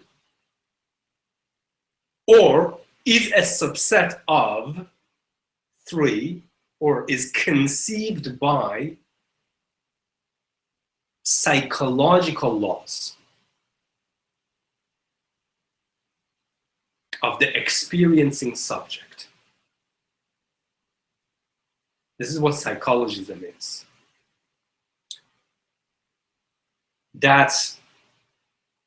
So ultimately, psychologism, whether it's a strong or weak varieties, it starts with this implicit assumption that every mental act, every form of cognition that you can ever imagine is part of the psychological dimension of the experiencing subject. Then it follows that if logic deals with form of judgments and the laws of operations of how to ramify these forms of judgment, then by virtue of that definition of psychology, logic is a subset of psychology.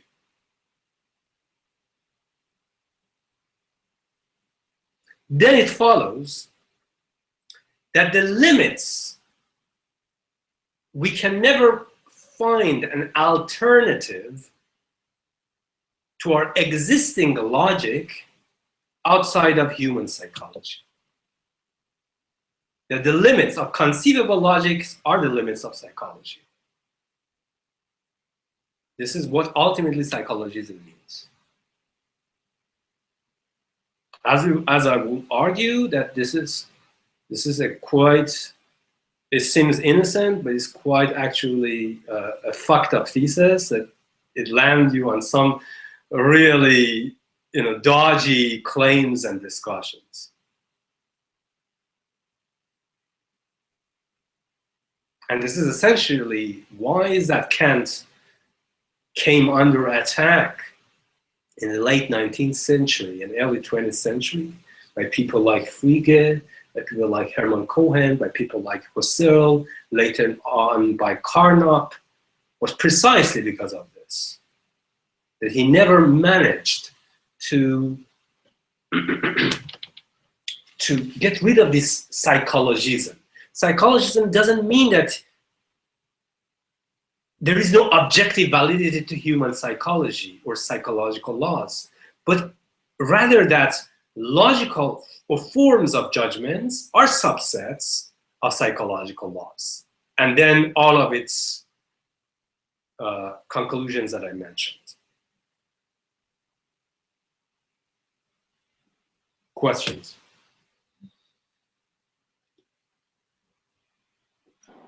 Yes, I mean, I this have. is problematic. Oh, okay, I'll let you go. Sure.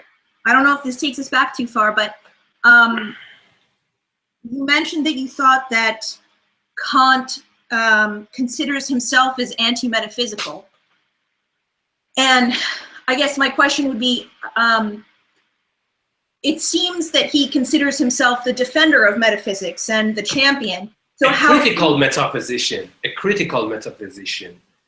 You see, a critical metaphysician in the sense that he thinks that our metaphysical claims, we can simply, using the definition of critique that he puts forward, we can make explicit all of metaphysical methods, metaphysical assumptions that behind our metaphysical systems. Simply, he believes that critique is critique by itself, in the sense that Kant defines critique, can uncover our meta-theoretical metaphysical assumptions.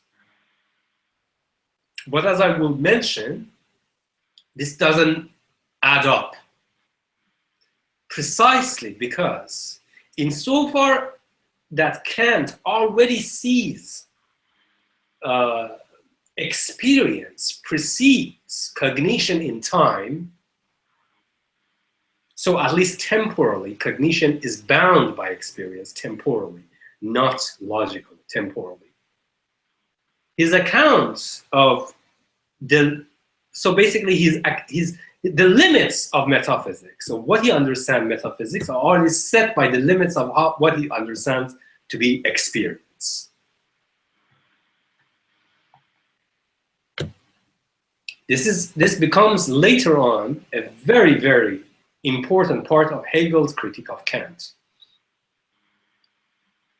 That in order for you to, in fact, unbind, critique metaphysics, or unbind metaphysics, to make its presuppositions explicit, you should divest or wrest metaphysics from human experience. So you should understand metaphysics as a species of objective and speculative logic, rather than transcendental method of experience. Because otherwise, you will find yourself in some highly shady or rather slippery metaphysical territories.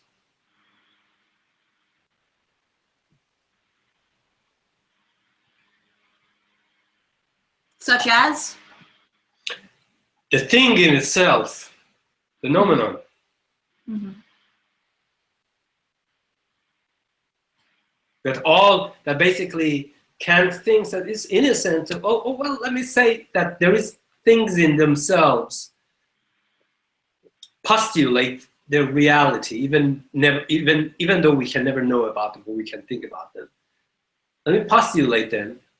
Insofar, then I can talk about what, because if I don't postulate the things in themselves, then I can't even talk about human experience, because you know that there should be things in themselves that affect me, create some sensory impressions that allow me to have experience of thus and so particular items or phenomenal order in the world.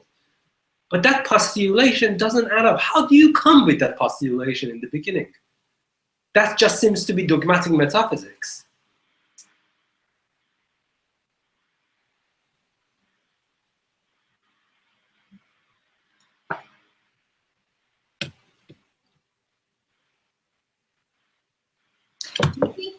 That calling it dogmatic metaphysics is something that we have the result, or have the ability to say as a result of all these thinkers having, first, not that Kant was the first metaphysician, but that Kant, because he undertook the critique, that we can point to him as a dogmatist because we've had the value of time and Hegel and others thinking through. Absolutely, yes. This is. I mean, that's the whole idea of Hegel's fundamental thesis, and which is also Plato's thesis, really.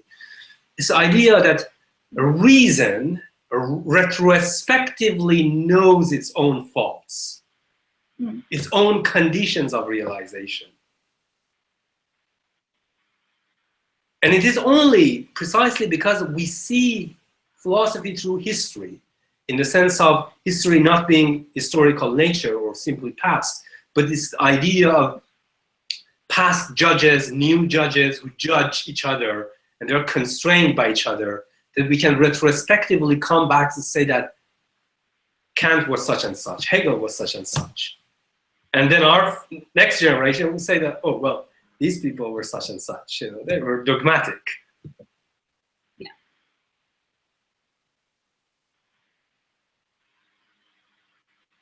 And another thing is that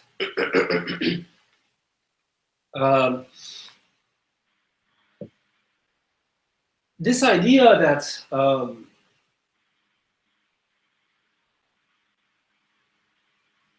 Kant is a dogmatic metaphysics needs to be taken with a grain of salt. Because it's not supposed to be a negative or derisive comment about Kant.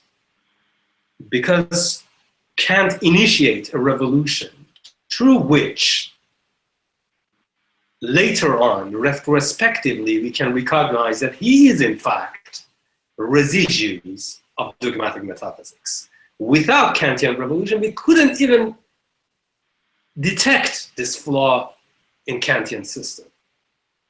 And then we will go on, what is exactly the core of this revolution that allow us to see this flaw in Kant?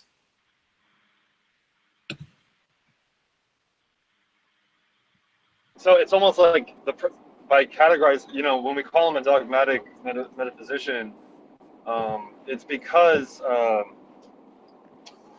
the noumenon, because he's claiming to be so skeptical about metaphysics and saying that he's positing, saying that is itself something that's retrospectively aware of itself, that it becomes a dogmatic metaphysician. Yes, but you see, this idea of dogmatic metaphysics, I think, Kant as he ages, he becomes less and less interested in metaphysics, and he actually has more and more of implicit metaphysical assumptions in this philosophy. Now, as I will make that background history next session, as I mentioned that this whole reaction of Kant to metaphysics is essentially a product of how he tries to forge his philosophy through via two main dominant trends of his time. British empiricism of Locke, Berkeley, and Hume, and another one, rationalist metaphysics of Crucius, Wolff, which are the inheritors of Leibniz in Germany. And of course, as he tries to kind of bring these two positions together, he also shows that through this very act of integration between rationalism and empiricism, between metaphysics and epistemology, the very nature of these questions changes. The very nature of metaphysics changes. The very nature of rationalism changes.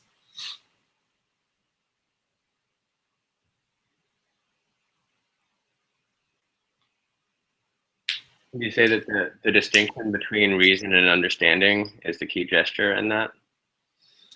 Sort of understanding as applying to objects of experience, and reason as applying to a sort of supersensible, but then yes, but this is exactly what, as I mentioned, that Kant is superb in terms of how he understands the lower levels of the complex interplay between reason and sensibility, meaning that he absolutely has a fantastic account of imagination, intuition, and sensibility.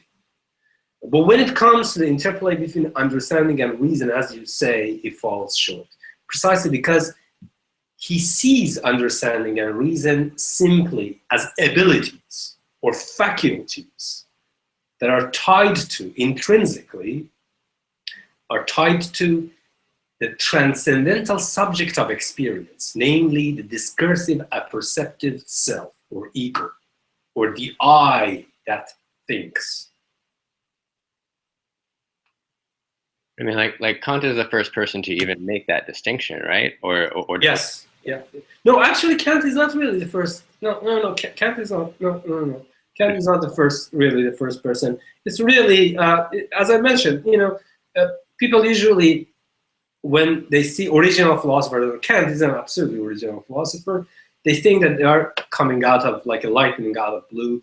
No, they are obviously the products of the history of philosophy, and Kant is no exception here. He's a product of, as I mentioned, a long tradition of concept empiricism, very much Lockean and Humean. Kant confesses this in a number of times, that reading Hume awakened me from my dogmatic Islam. And also, as I mentioned, the Wolffian psychology and ontology. So yeah, no, I don't think that Kant really comes up with this distinction. These distinctions have been there at least since late scholastic philosophy, if not earlier. He just tries to distinguish them in a new light, make this distinction more refined.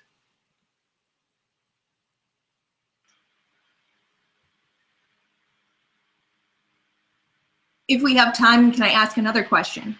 Absolutely.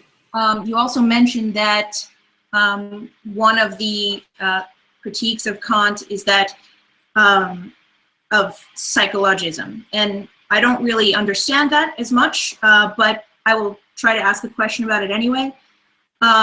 In trying to incorporate or overcome the flaws with empiricism, does Kant, I mean, are these the only two places of refuge? I mean, if you're stuck in an objective empiricism, is the only other place of refuge this psychologism, where you have this experiencing subject who's constrained in their own box? Yes. Yeah. No. You see, I will start in the next session when I go try to show that how Kant is emerging between these two different positions: rational metaphysics of Wolff and Crucius and British empiricism. Is that Kant's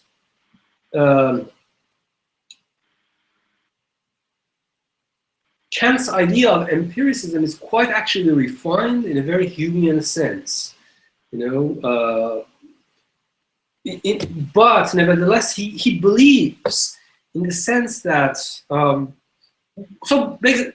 let's talk about empiricism. What is exactly empiricism? I mean, what is the core tenet of empiricism? Experience of the phenomenal world. Yes, but can you be more specific?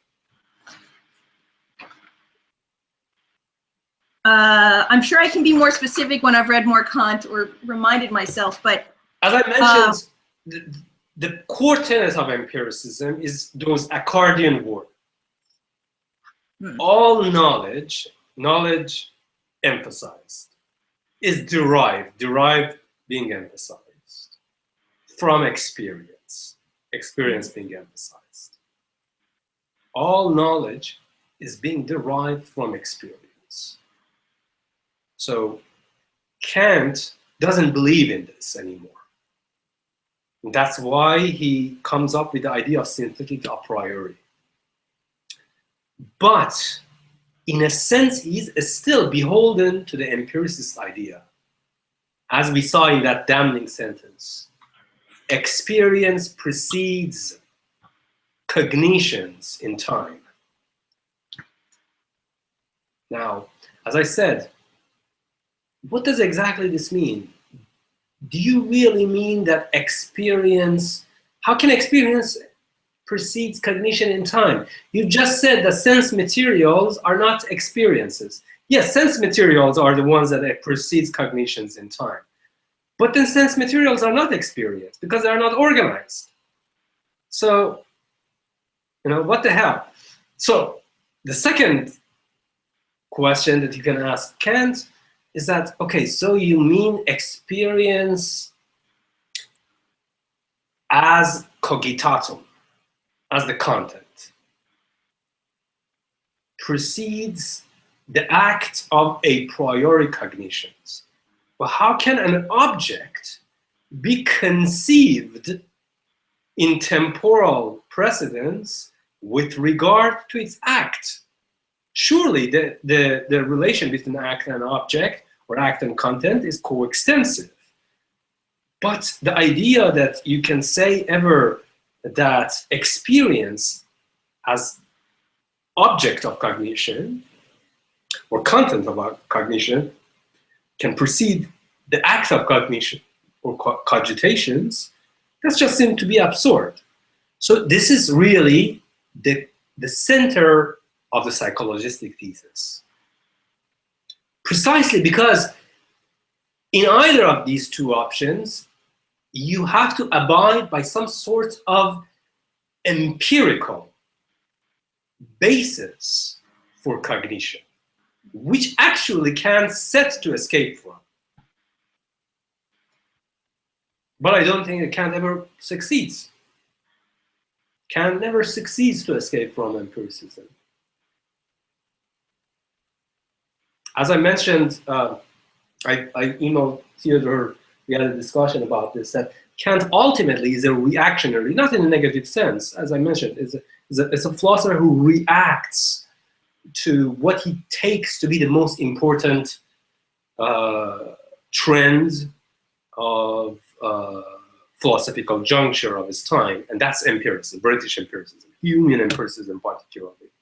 And you know, he gets too bogged down with British empiricism that he cannot elevate his own idea of a priori or transcendental philosophy to a new level, the way that Hegel does. So to bring up like Kant's dove and what he accuses Plato of right in the introduction, where he says, the light dove in free flight, cutting through the air, the resistance of which it feels, could get the idea that it could do even better in airless space. Likewise, Plato abandoned the world of the senses because it set such narrow limits for the understanding and dared to go beyond it on the wings of the ideas in the empty space of pure understanding. So, I mean, he's clearly like critical of ideas leaving the realm of the sense experience because to what would they apply? Yeah, okay. You probably know my position on this. I would say that Kant's jibe Plato is a cheap shot. It's a terribly cheap shot. First of all, Kant is infamous. I mean, let's not you know, vilify Kant. It's basically all of philosophers like that, even me. We tend to see other philosophers via mediators, via layers and layers of commentaries and tradition, okay? And Kant is very infamous about this, that he only read Hume, actually, when he had this kind of conversation with British empiricism. He never really read John Locke or Berkeley. He read them through commentaries or hearsays. And most of the time, when he talks about Locke, you know, he's just like talking out of like, you know, his butt. He's really like off the point. So yes, there is this component, and Plato here, I think, falls in this pattern. That, you know, as I mentioned to you about in the course on Plato, that the reading of Plato, the serious reading of Plato's work, rather than Platonism, wasn't really part of the recipe of academic studies until late 19th century. You know, with the emergence of Marburg School and Tübingen School. And before then, everything that every philosopher was ever talking about Plato was simply through the reading of either Neoplatonists, the worst kind of readers of Plato, or Aristotle, who is famous for manhandling Plato. Now, Kant's reading of Plato is fundamentally Aristotelian. Nevertheless, let's even accept that what Kant says here is true. Then, as Husserl would say in defense of Plato, if you do not have pure ideas, namely pure logic, then how can you even organize sense experiences? How can you even have experience in the first place? This becomes very, very, as I mentioned, a very sensitive topic in the transition from Kantian philosophy to neo-Kantian and modern philosophy. This idea that how can we in fact talk about experiences without falling into what Sellars calls the myth of the given? At which level can we say that these datum of experience are given, are there? They're fundamental independent of the pure acts of cognition. Can we even detect such things? Sellars would say, no, these are myths of the given. The givens simply in Greek means data, sense datum.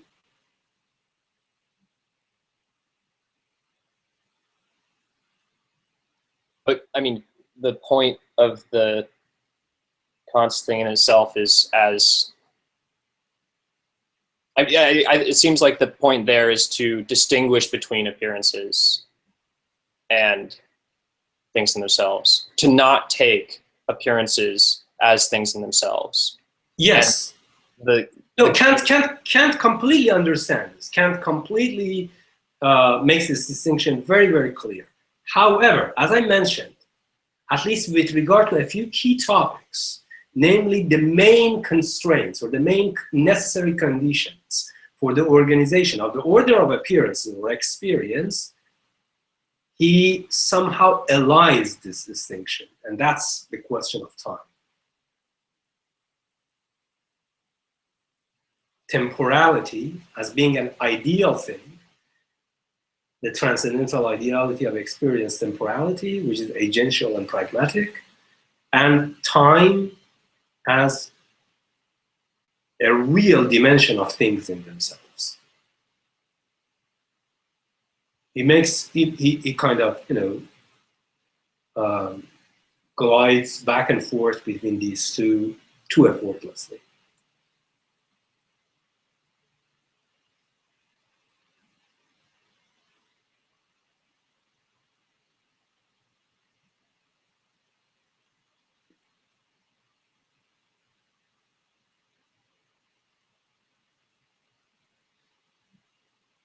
Any more questions before we finish today's session? Next session, I will start.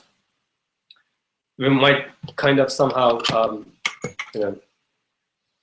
tone down discussions and just, moving toward the introduction. I unpacked the introduction and less, discussions, but then we can pick up on the discussions and arguments.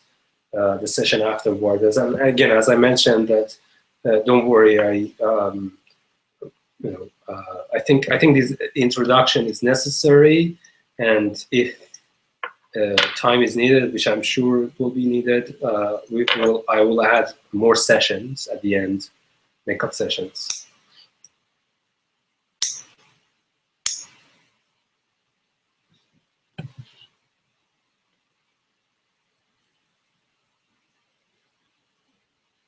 I guess I'm just still sort of curious about how we're reading Kant in this way, where it seems like from the outset we want to say that like the project of grounding knowledge in experience has itself a deep contradiction, and because of that contradiction, we posit this other alternative.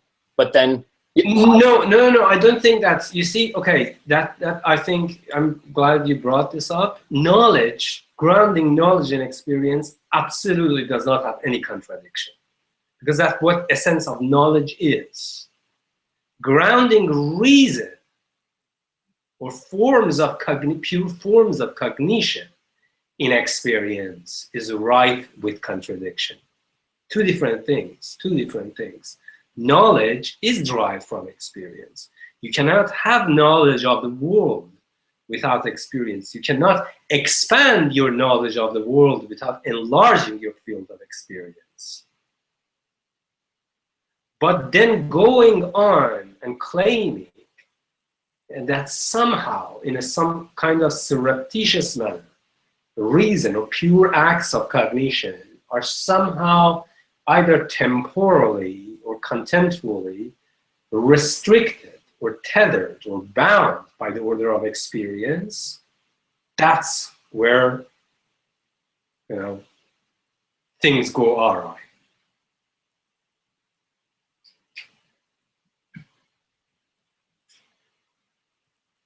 Again, two important, as I mentioned, please try to get that dictionary. I think I have it in PDF. Just for these kinds of simple, as I mentioned, in today continental philosophy, or wherever we are coming from, this idea of knowledge, reason, experience, or intuition, or object, we handle them with utmost carelessness. there are basically too broad of concepts to have any form of technical, philosophical connotation for us to be capable of having a kind of detailed analysis of what's going on. And the same thing about the notion of understanding and reason or knowledge. Knowledge or Wissen in German, knowledge is essentially part of experience, whereas Wissenschaft, science or reason, they are not knowledge. And that's why Hegel tries to say that absolute knowledge or absolute knowing is essentially the product of a speculative reason, where knowledge ceases to exist. It's basically where reason becomes self-conscious of the limitations of knowledge, precisely because knowledge is always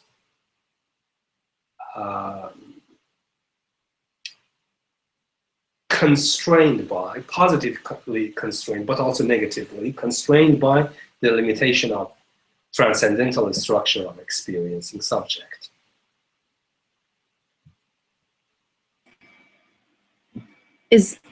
Are the like the categories, are they on what side of the veil do they are they a part of the a posteriori? No, the categories are a priori, but the thing is that as we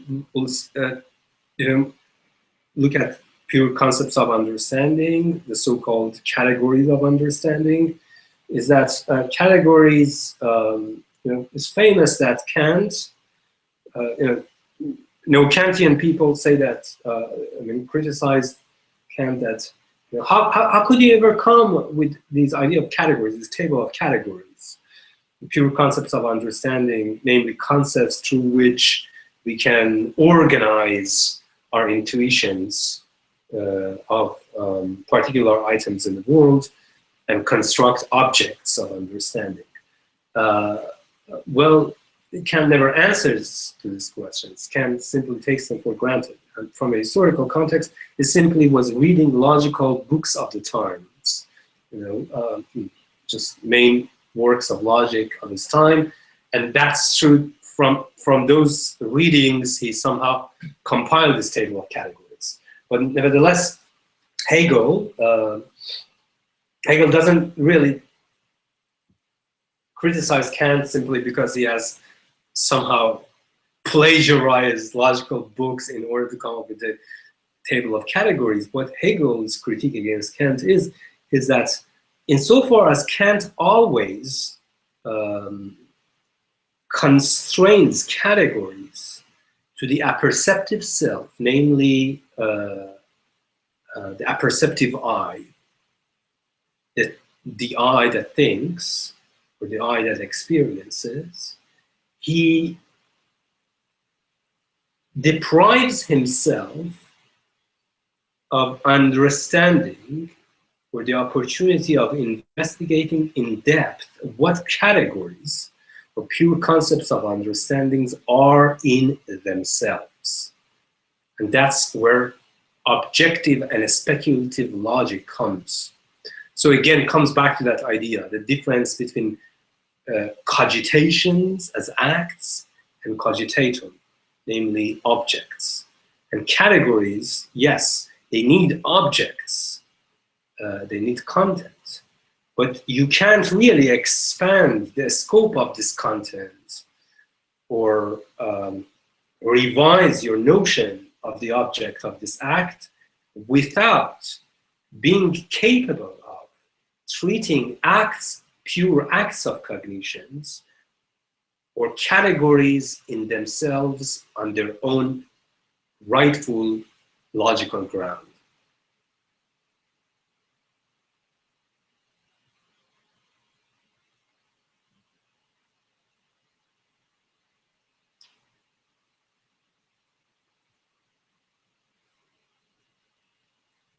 So like an account can be given of categories that goes beyond what's necessary for experience to be possible.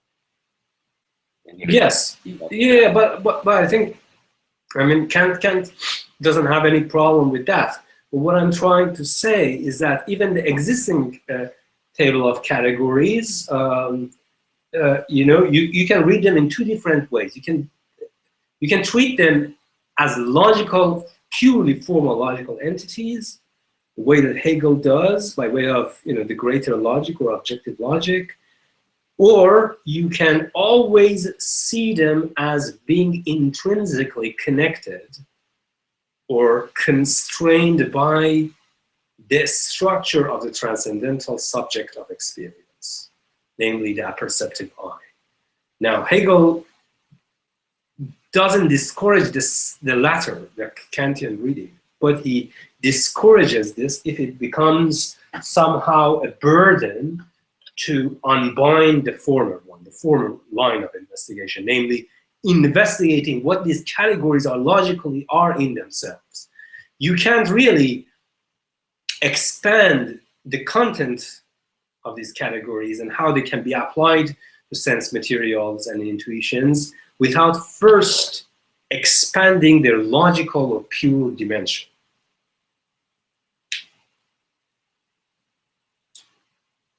And this is exactly, goes hand in hand with Frege's revolution in formal logic.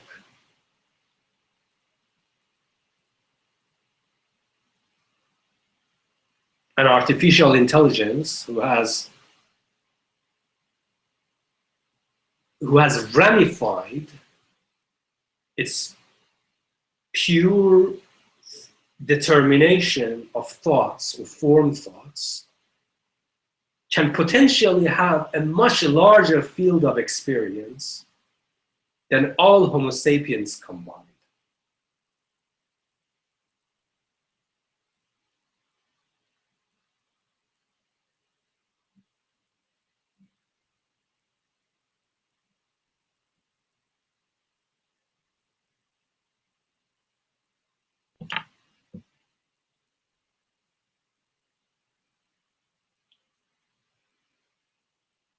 Shall we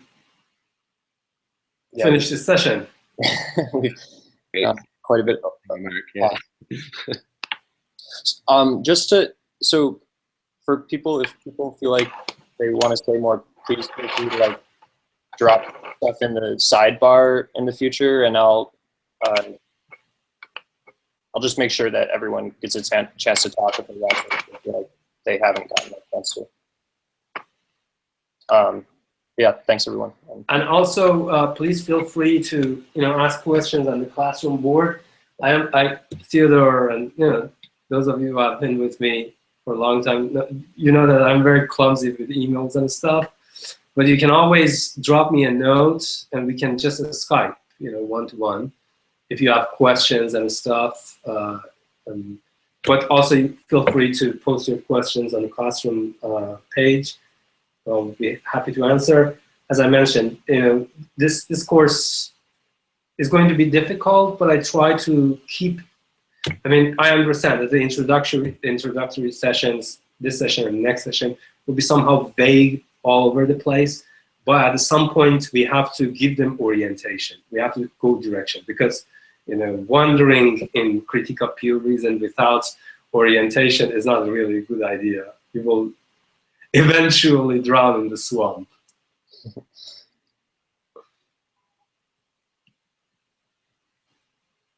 All right, and I'll try and find that companion dictionary, and I'll put it on the course classroom. Excellent. All right, thanks everyone. I'm gonna end. Thank you everyone. Goodbye. Have a great day. Thank you, Reza.